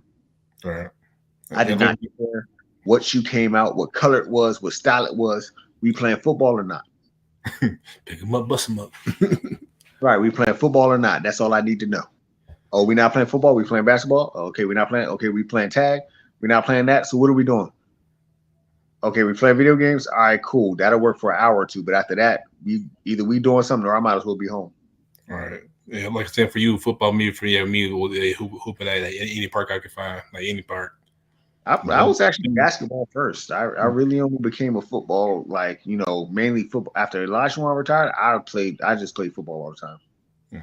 I think, for football, people invited me, you want to do this? I'm like, all right. Find out you like good at invading people. My friends mainly played football, and I was the one who played basketball. But when I switched over to playing football, I was like, this is way more fun. It's just that it requires more people. And since I wasn't really like the social person, I just go to the park and hoop, and somebody, shows up, we'll play whatever, and that'll be that. If we play 3-on-3, 2-on-2, whatever, that'll be that. Like, I wasn't really social, so me getting 10 people together to play football was not going to happen. I mean, that's just how that was. I think the NBA draft is over. The 2-day draft? Yeah. A couple of names I didn't see. Well, hopefully they get picked up and undrafted free agents or get a chance to show their stuff in summer league. But some names I did not recognize at all. But yeah, cause I think the Wizards that chose somebody. I don't know. Trace Jackson, the Wizards, or that's Golden State. I don't know. I would say Trace McSorley. No. But I don't know. But hopefully we'll get to see all of them in summer league, see what they can do, see them in the G League or on 2-way contracts, hopefully. Some of these grades are rough. Jesus. Hey, you know what? I'm good for 2 weeks of lives because between you and Reg, I think I covered about 6 hours today. The base pickup from the Cats was so low that was that's it's good. Me Sports. I don't think I've seen you in here before, but welcome. Thanks for checking me out. But the Monty base pick, I ain't really expect him to go in the second round. I'm like, man, where's his name at? But a lot of people, I mean, he has a tremendous skill set. Just off the field stuff just got him in trouble. But I hope he does put on weight and continues to improve his game because he could be like one of those diamonds in the rough. You never know. I'm pulling for him. Off the field or off the court? Off the court. Yeah, he has some major stuff going on like off the court, like legally. Like something not with the gun or whatever, but something like with cases and stuff. I think he got kicked off like 2 teams or whatever. But he was supposed to be in he has first round talent. I'm trying to say. I think John Morant affected him. No, I mean seriously. If John Morant wasn't the star that he was, he would be out the league with the problems he had. Oh yeah, definitely. I mean, Gilbert was a star, and they basically put him out the league. They slow rolled it, but they pretty much were like, yeah, after that gun incident, you're pretty much out the league. Like, we're just looking for a reason. Right. Just like, what's that want to do? Like Plaxico Burress after he shot himself. She was like, even though you didn't harm anything else, you shot yourself. That's not. Well, the crazy part about the Plaxico Burress story was, and being old, I remember. 3 New York Giants players had been, 3 New York football players, between the Giants and the Jets, 3 or 4 of their players had been robbed leaving the clubs that summer. So they were like, you want to go to the club? He was like, okay, sure. And he put his in his waist.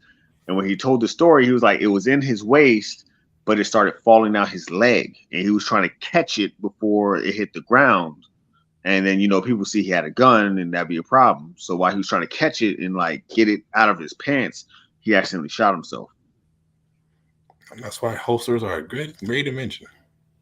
But I know he was trying to hide it, whatever. But He was trying to hide it, those baggy pants, and it slipped down, and that was a wrap. But players had been getting robbed leaving clubs in the summer in New York, in that summer leaving New York, and it's like the police really didn't do anything about it. So it's like if you want to go out, like if you're not, you're not protecting yourself, somebody's gonna catch you coming around the corner, and then the police are gonna be like, well, yeah, you lost this much money, but you make $1 million, so it shouldn't matter. Right. I'm thinking in my head like stop going to clubs because like back in the day, well, Pleasant Birds like what I was in the 6th grade. Yeah, yeah, 6th grade. So yeah, all I needed was my PS2. I was good. I see. Me Sports said, yeah, I think Cleveland could be a good spot for him too because the Cavs need someone who isn't afraid to take shots. Definitely off the bench though, because Donovan Mitchell, after Donovan Mitchell and there's Garland, it's like Cedric Osman might put in Isaiah Okoro's there for defense, Jared Allen defense. So off the bench, yeah, they really don't got people. That might be people that can get a bucket like just like that. And I think that Amari Bates, once he proves that he can hang in the NBA, he could be that guy. Maybe even six man starter for the Cavs. We'll see. But yeah, I'm pretty sure after Donovan Mitchell gets his 40 points, it's like, well, who else chips in? I think Cavs will go better. We'll go farther than the they were first round exit. Yeah, first round exit. So interesting squad. But I think in the coming hours or maybe by tomorrow after we all wake up, we'll see the top drop the free agents. Because there are a lot of names that I expected to see that I didn't see. So we will see. I think the Wizards will pick up 2 or 3, but mainly it's gonna. I think mainly it's gonna be those teams that don't have super starting lineups are gonna be most undrafted free agents because those guys are like, I need a chance to play. And let's do that. The most hungry. That'd be hooping. Like I said, that's why I love like watching this summer league. Like, hey man, I don't know your name, but guess what? You getting buckets like hell. So I'm gonna follow you. Spots. I mean, if you go to the Lakers as an undrafted free agent, you're not gonna play. If anything, you're gonna get packaged in a trade that's mainly for us to dump salary. I say us like I'm Lakers, but playing for a good team, you're an undrafted free agent on a good team. You're gonna get moved to another team to dump salary for another player, like how Houston did for John Wall. They moved him for who knows what, hardly anything that's actually worth his talent. But guess what?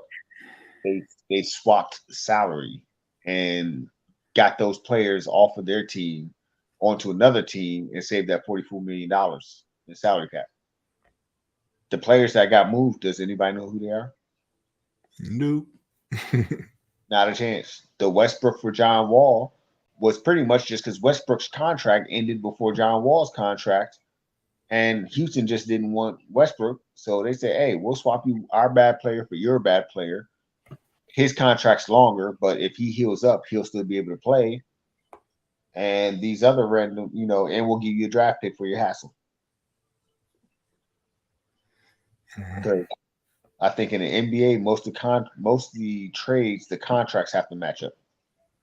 Sure. So something within this CBA. Yeah, so I mean, some of these trades are just for the contracts to match up. And hey, we're throwing this undrafted free agent, and we'll swap second round picks in like 3 years. So yes, I always be reading like, we'll pick, trade your second round pick. That's like in 2028 or something. That's always fine. But let's see, looking on Twitter right now, the Lakers are signing Florida center Colin Cast. Sometimes when you click the link, it actually leaves it in the Discord. So if I like Brodney posted a center you guys just got, on the Uh, Discord. And I pressed the Discord link, it actually closed the StreamYard link because the StreamYard link was still through the Discord. I was like, where'd he go? Yeah, it disappeared real quick. I was like, wait, what happened? Yeah. But I was telling them, Florida, the Lakers signing Florida center Colin Castleton to a two-way contract. Two-way contract already? Dang. Already. So that must mean either They probably had their eyes on him and he didn't get drafted. And they were like, hey, come over here. I'm saying like Cole Swider and Scottie Pippen Jr. were the last year's two-way players. Or are they about to be moved up on the team, or what's happening right with that? So I think because it's not actually summer and technically you can still try out, I don't think they count against the team. Against the actual roster. So they may be still affiliated with the Lakers, but they're not counting against the actual roster. That's what I'm saying. Like, in my head, because I know each team gets like two-way contracts. That's what I'm saying. Because if Lakers are signing this man to a two-way contract already, so I'm saying that it's Cole. Basically, I'm trying to say I hope Cole Swider or Scottie Pippen Jr. make the team, because Cole Swider shoots 40%. I shot 40% in G League, so hopefully he can bring that to the squad. And Scottie Pippen Jr. I hope he can. I hope he can come off the bench or be in the guard rotation. But seeing how he just selected, the last two we selected is pretty much counts as a small forward. So I don't know. Interesting moves. I mean, they may be doing what the Ravens are doing. We're going to have 9 receivers, and we're going to see who are the 5 or 6 that make the team. And if you don't make the team, you may be put on the practice squad, and hopefully you clear waivers. Yeah. But the thing about the G League, though, if you're not on a two-way contract, anybody can call you up at any moment. It's crazy. Yeah, I mean, you got to take the best that you have and stash the one guy down there for the two-way contract. And hey, if it works out, it works out. If he gets picked up by somebody else, hey, one of the other guys will be a two-way contract. All right. Yeah, so people, Adrian Woj and Shams are already on it with the undrafted free agents. So already, God, that was quick. You're on two-way contract with the Bucks, yada yada yada. I mean, I think what happens is they know, okay, first round is picked. Mm-hmm. Second round, after these top 30 prospects is picked, we need to call everybody else and say, hey, if you don't get selected, we want you on a two-way contract for this much. We'll fax, as soon as the draft is over, we fax the information, you sign it, you send it back. Knowing them, if they don't have, because some of them don't have agents, they're like, oh man, this is more money than I've seen in my life. So, or they just agree in principle to a deal and then they sign it later. I mean, it's all the same. But yeah, I've noticed even in football, in the NFL, those two-way contracts get done real quick all of a sudden. They're like, yeah, the draft is over. We have four undrafted free agent signings. Wait, what? Yeah, especially after the draft. I'm thinking, man, that was quick. For football, it's probably like camp bodies, or some of them are probably camp bodies, but some of them actually do be working out. Right, you never know. By the time you get to the Panthers website and they're like, we have 5 undrafted free agents. Hold on, bro. How? Crazy. At one point, I was like, okay, maybe the draft is like they already have everything planned and they're just doing the small shit for us. Like, hey, we made this trade. So when we see it on TV, it's already done. It's just kind of, they're doing the theatrical shit. So I'm like, they could do some wild shit like that. Like, the days before, do all the picks and then, they just do the pageantry stuff for us to see. Like that. I don't know what's going on behind the scenes. So every time somebody like Ian Rappaport, Whoa, Shams pop up, that's the first time I'm hearing it. So because if you think about it, how do y'all have a 30-second clip for every single player? As soon as they get drafted, hey, so and so from Michigan got drafted. Throw up this clip in the background that's like 15 seconds. It's like nobody. There's a whole story. Oh man, he lost his father at 15. Didn't no scholarships at no or whatever. One school took a chance on him. 2 years later, now he's being drafted. Congratulations. You can't get that whole thing up there that damn fast. Or Right. maybe they say, hey, we're gonna draft this player, and they'd be like, hey, you got a minute and a half to get this ready before we walk on stage and announce it. But I mean, some of that there has to be a way that they have stuff planned that they can do it that smooth. Like, hey, this is who our picks are gonna be. Just don't, the commissioner just stays off a stage for like another 90 seconds, and they're like, hey, with the fifth pick, these people have drafted this person, and the guy hits the button that everything's already preloaded, the preset that goes through because nobody's doing the presets for what is it, 180 or 255? Was it 255 guys? Nobody's doing 300 presets for the guys who are getting drafted and maybe 45 guys who didn't get drafted that you thought might be. Like, there's nobody doing that many presets. They at least got to be doing enough for, okay, we're going to do the first round presets. All right, cool. Then we'll do the second and third round presets, overnight while we're, in between rounds. But it's crazy. There's got to be some secret to it for them to run that smoothly all these years. That's good. Yeah, I agree with you.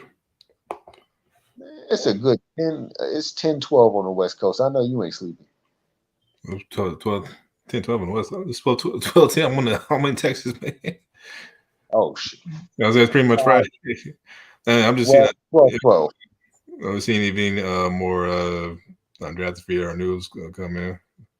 Well, I'm about to call it in a little bit. I forgot you're near San Antonio. I don't know why I forgot that. I'm in San Antonio. I'm like 15 minutes away from the stadium. Well, look, the part that I was at was by that HEB off of X. It was the HEB. It was right across from. It was some huge liquor store that you guys have out there. It's right on the main highway. It's like 10 minutes from the airport. Oh, did you pass the Papados or anything like that, or it was like an Applebee's, Papados, a couple hotels? I was in the hotel. I was actually in the Homewood Suites 2 hotel. It's right across from the Buffalo Wild Wings and it's HEB on one side. Then there's the Buffalo Wild Wings. There's the hotel, and it's a burger shop and a Starbucks that's right there also. I want to say I know where you was. I want to. You said 10 minutes away from the airport, so you get off that exit. Get off the exit. You go down about like 10 to 12 miles. You hit the side road. There's a Starbucks. There's a burger place. The Home 2 Suites is right behind the Starbucks. And then across the other side of the highway is the HEB and the Buffalo Wild Wings. They're all like right there. I'm not gonna. I've probably been over there, but of course, yeah, I've been to the airport plenty of times. But that area, it's on the tip of my tongue. I think I know where you at. I'm saying we have a lot of HBs, like for at least in my radius, it's like one every 5 miles. I don't know why, but that's how it is. I would say it's about a good 7 to 8 miles down from the Big Alamo movie theater. Okay, I know what that is. Yeah, I know what that is. Yeah. Yeah, the Buffalo Wild Wings down there. I stayed at the hotel that's right behind the Starbucks. Okay.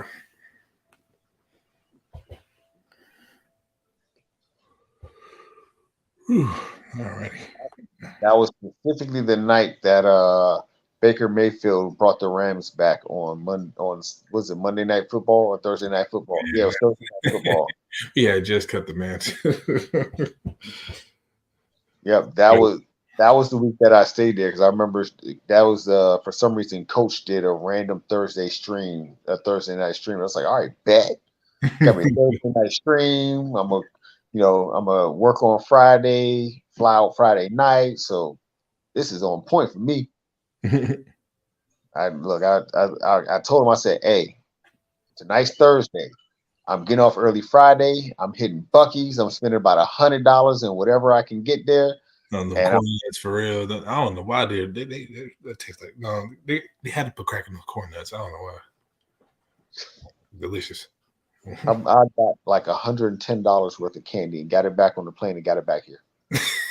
Because I was like, hey, so what about this candy? Would I get in trouble with it? It was like, long as it's not liquid and it's solid food, you're good. I said, bad. I put all that on my carry-on. I got back. My girlfriend was like, what in the world? I had trail mix. I had the chocolate covered peanuts. I had the coated burnt peanut, like what they that caramel burnt peanuts. I had gummy bears. Like she was just like, and I got a couple of each. I had the chocolate covered sunflower seeds. She was like, what is all this stuff? I was like, well, a lot of it is stuff that you need to try just because, my family's from the South, so you got to try these things. Mhm. And some of it is just that because it's Buc-ee's and it's famous, I just wanted you to try it. So if somebody asks you, it's like, you're like, oh, yeah, I tried it. Because I showed her the video of like what is it, 135 pumps or 220 pumps that they have at that Buc-ee's. And she was like, where in the world are you at? And I'm like, this is a gas station with 200 plus pumps. It's the largest gas station in the world, and they pump the most gas in the United States. She was like, that's just ridiculous. But yeah, Buc-ee's wild, man. Like I never like got into the hypertax. Like went there like, oh, I see why now. They had everything you need. They are a Walmart that That's what I'm just saying. happens They got everything you need, bro. just happen to have the biggest gas station possible connected to it. So I was like, when I'm out in places like that, I try to just bring stuff home that isn't home for people to try. Like I got some for my mom, I got some for her, I got some for my sister and her kids. It was just like, hey, just in case y'all never have a chance to go out there.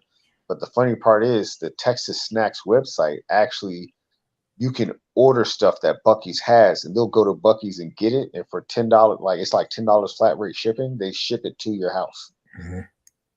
So after I found that out, I was like, so basically, I could just whatever Buc-ee's has, I could just select it and just pay a $10 service fee, and they'll mail it to my house.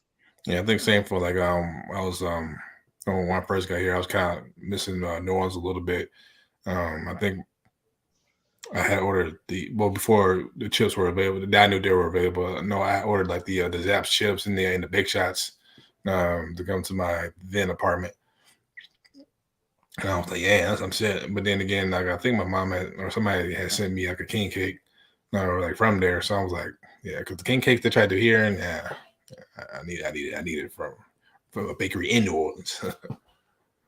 So I got a trick for you that you're not ready for. What's that? You ever heard of goldbelly.com? Gold Belly? Yep. No. So you ever heard of Peter Luger's Steakhouse in New York? No. It is a top 5 steakhouse in the United States. Peter Luger. Huh.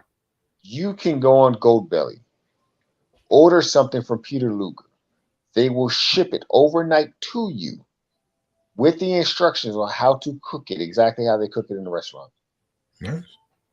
You could order something from San Francisco that is only in San Francisco. They will ship it overnight with the instructions. Heat up your oven to 375. Put this in the center rack of the oven. Let it cook for 20 minutes. Pull it out of the oven. Let it rest for 10 minutes. And then throw it in a pan for 5 minutes. Flip it on each side at high heat. And then let it rest for 7 minutes. And this is exactly how we make it in our restaurant. This is the exact cut of meat we use in our restaurant. So if you want a food from somewhere in the United States, you can go on that website and they will ship it to you with the exact instructions how to make it in a restaurant.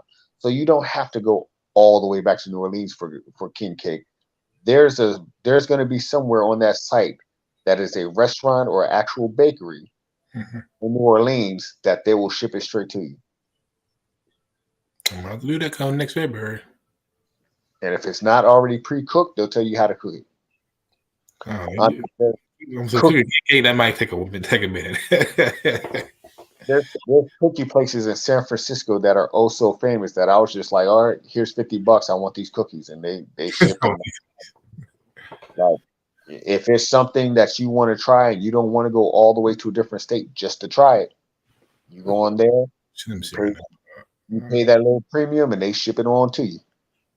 Cool. They will get you out the way. I mean, I might need to do a website review on them. Something different. I watch. Yeah, definitely. I mean, that's as a review. I get the word out there. All the ridiculous, weird information I know, I should just be like, "Hey, this video is based on this." No, some people actually do watch the like those little info or life hacks or whatever that's like popular now. I guess on TikTok, whatever. Yeah, that's what I was thinking. I might do shorts of that. Like, hey, you want to try something and you're in a different state? Go Billy.com and Yeah. put up a Some people couple. love. Yeah, everybody loves food, so I definitely I'll definitely get a lot of views. Man, in my head, yeah. Look, I might start getting cash and whatnot. Yeah. Be like, hey, I started this. I ain't getting no money from it, but I started it. Man, we got hella cookies for real. Damn. The cookie joint and what's this? They Joe's got Cake. they got more stuff than I can name. Like cookies is just See that? whatever pops in my head. Oh man, that's delicious. Let's see, bestsellers. Everybody's gonna get diabetes because I done said something about cookies from San Francisco. I'm already pre-diabetic. My wife already on my tail about certain stuff I eat. Like she got mad at me yesterday for eating mac and cheese. So. Ring Kings just came out with the Ring Kings podcast. Just dropped a video. Okay. Rodney, Jose, and OTR Mike. Okay. Gotta check that out once I wake back up because I'm about to go to sleep in a couple. Well, if it's less than 30 minutes, I'm probably gonna watch it because I usually don't go to sleep till about 2 a.m. Yeah. Sometimes later. Actually, I gotta get up because my friends actually or family friends they're coming down from where are they? Well, from that last station base, pretty much the PCS, and her husband got his I guess old job back here, and he's about to get out like soon, and because his wife is already is pregnant right now, so I don't know how far along she is though, but pretty much anyway, they said they bought out the house back here in San Antonio because the people were here in San Antonio. That's where we met them. So of course, PCS military, they all that they're coming back to kind of finish this last tour and kind of be like a civilian like me. He's been asking me questions about like how you been since I've been out. I'm like I've just been in school, yada yada, doing this here to get some extra money, pay the bills, whatever. But pretty much I've been mentally better. Cause in my job where before I got out, like I was waking up around 6, 5:30, 5:36, and then sometimes I don't get up for around 4 or 5. I'm thinking like, there's no way I'm about to be working 12-hour shifts. No reason. Now the question is, would you pull out the wallet for? Oh, well, Now I'm fucking with you.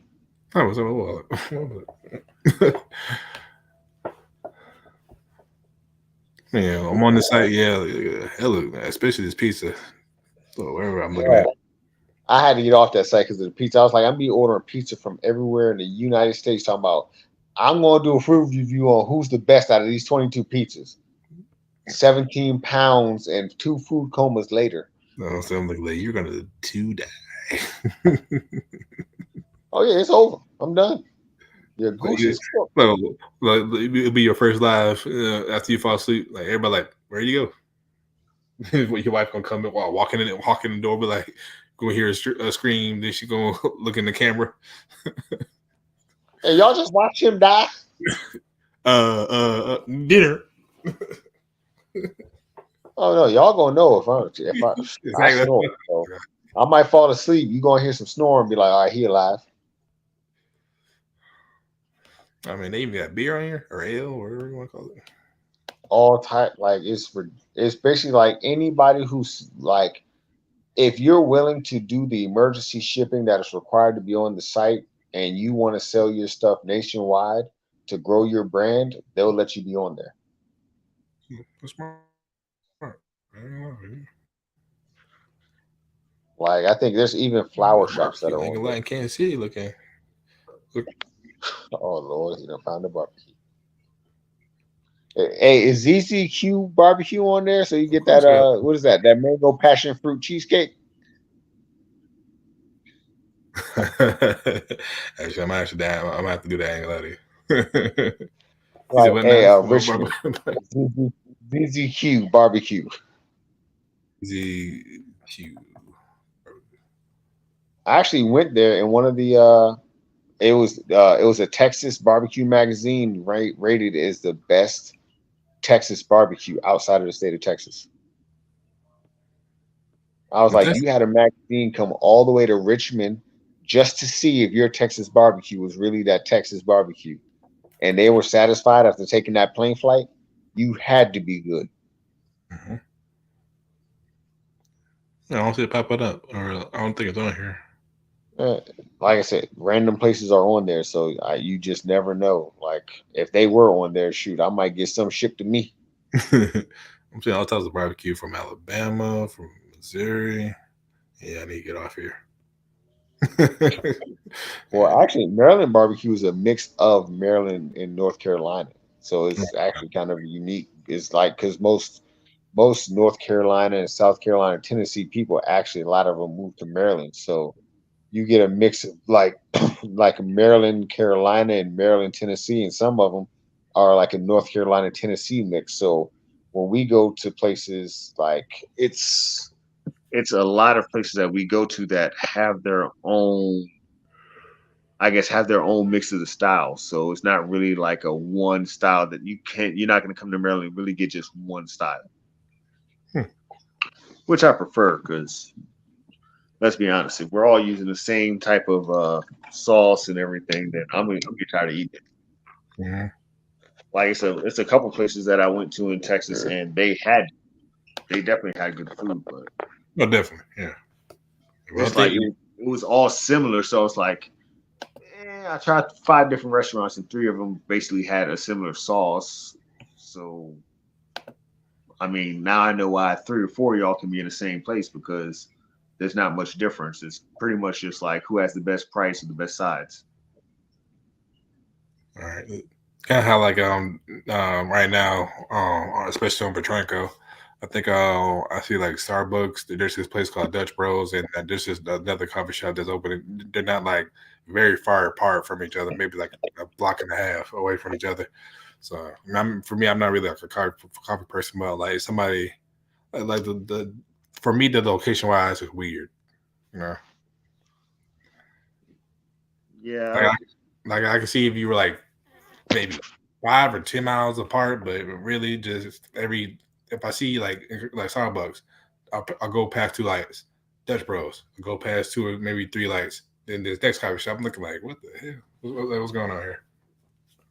one thing that probably the main reason I haven't been able to leave Maryland is because when you come to Maryland, yeah, you have McDonald's, you have Wendy's, you have Taco Bell, but if you go to like a strip mall, you'll see 1 or 2 national chains, but you'll see 2 or 3 smaller. Maybe we have a couple shop chains, or maybe we have a couple shops around Maryland chains, but you're always going to have at least one off place that this is the only location that you have this place.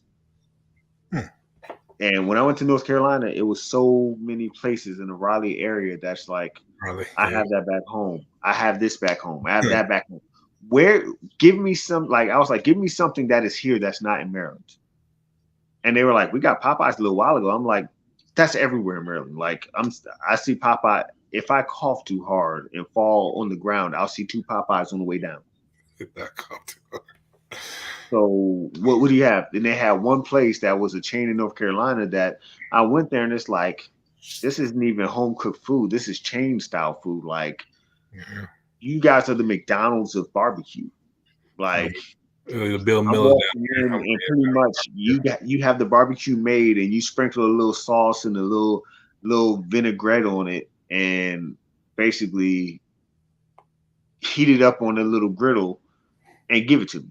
Like this wasn't cooked in this sauce. I can tell that this sauce was put on after it was cooked. This isn't barbecue Right. Like, give me the real deal. I don't want Walmart. And I couldn't find anything down there. I'm like, I'm glad my family's from the Snow Hill part of North Carolina. Because if you go around the wrong corner, it's gonna be two dudes across from each other with two different styles of barbecue. Hey, bro, come over here. You see this rib right here? You saw that juice dripping. Like, you have guys on the side of the road who are cooking out of these huge grills, and it's their homemade or their family recipe. I Mhm. could pull over on the road, drop $15 to give me some bomb ass ribs that I'm not going to find anywhere else because this is their family's recipe and that's how they do it. Right.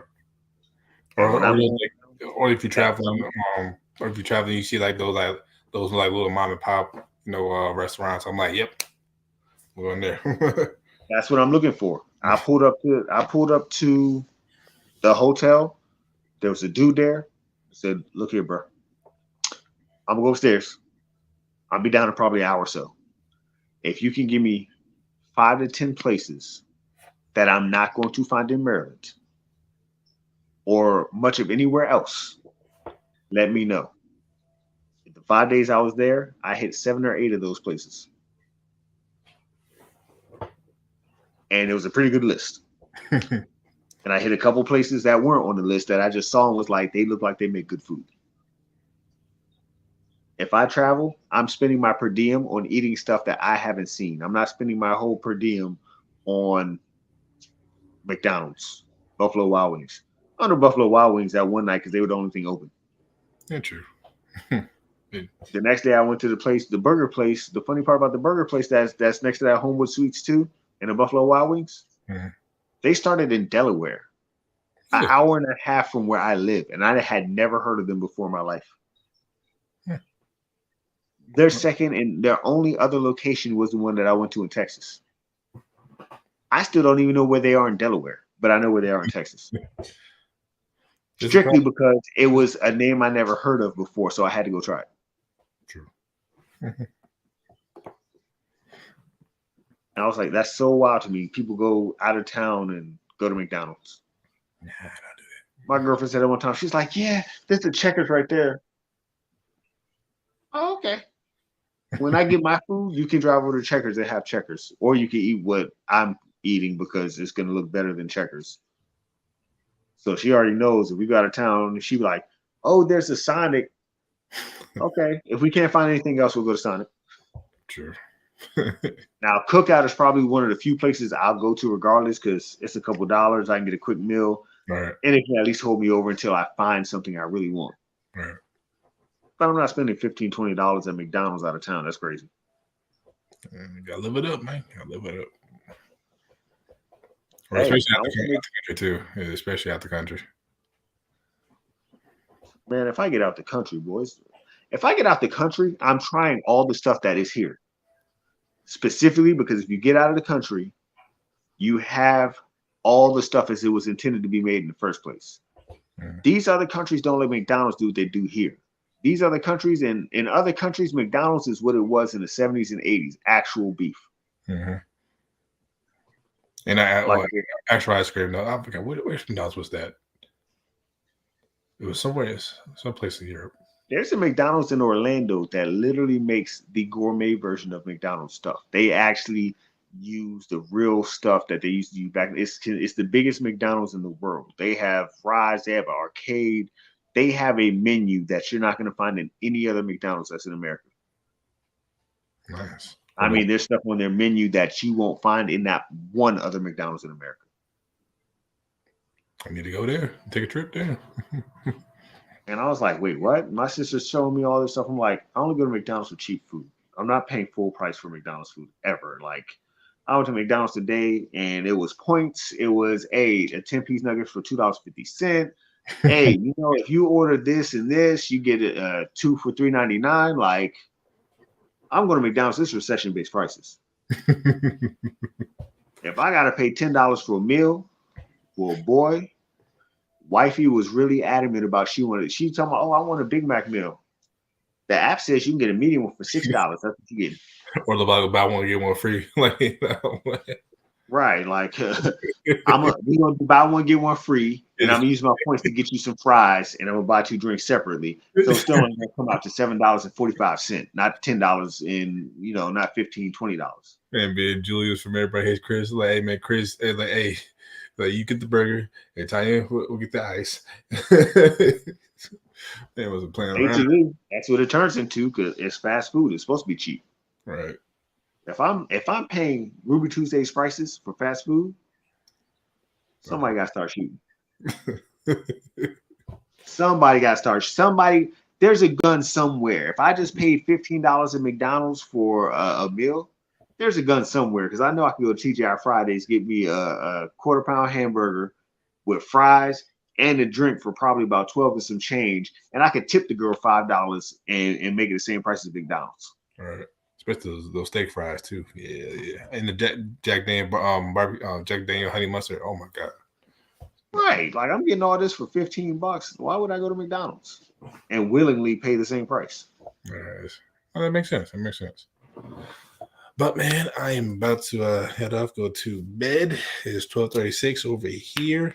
It's been fun. Love chatting with you.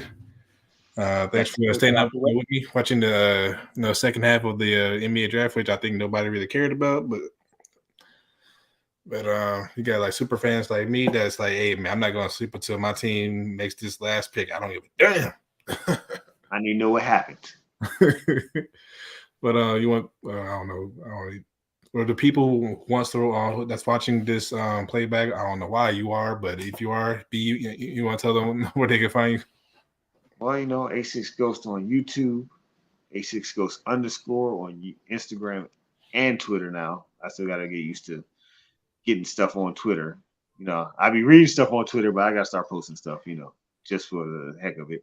Might be some random pictures popping up here and there just because I should post something. But that's about it for me. All righty. Like I said, give my man a follow. If you love food, he is the guy. He travels pretty much all across, not the world, but pretty much the U.S. So if he's doing a review, it's pretty much worth it. It's good. It's good. I still got to try that mango cheesecake that he did the other day. So I got to learn how to make that. Me too. Me too. But all right, man. Until next live, hope me, you, and Reg can get on. Probably this Saturday if not doing nothing. Or no, this Saturday. No, the Ring Kings probably. Or Brian and them probably doing that's boxing. After the boxing match. Yeah, we'll probably figure out something. Yeah. It'll probably be a little bit later than we would go on, or we might just go on early. Whatever. That's it. I don't know. We'll be on the card. Yep. You got all this information.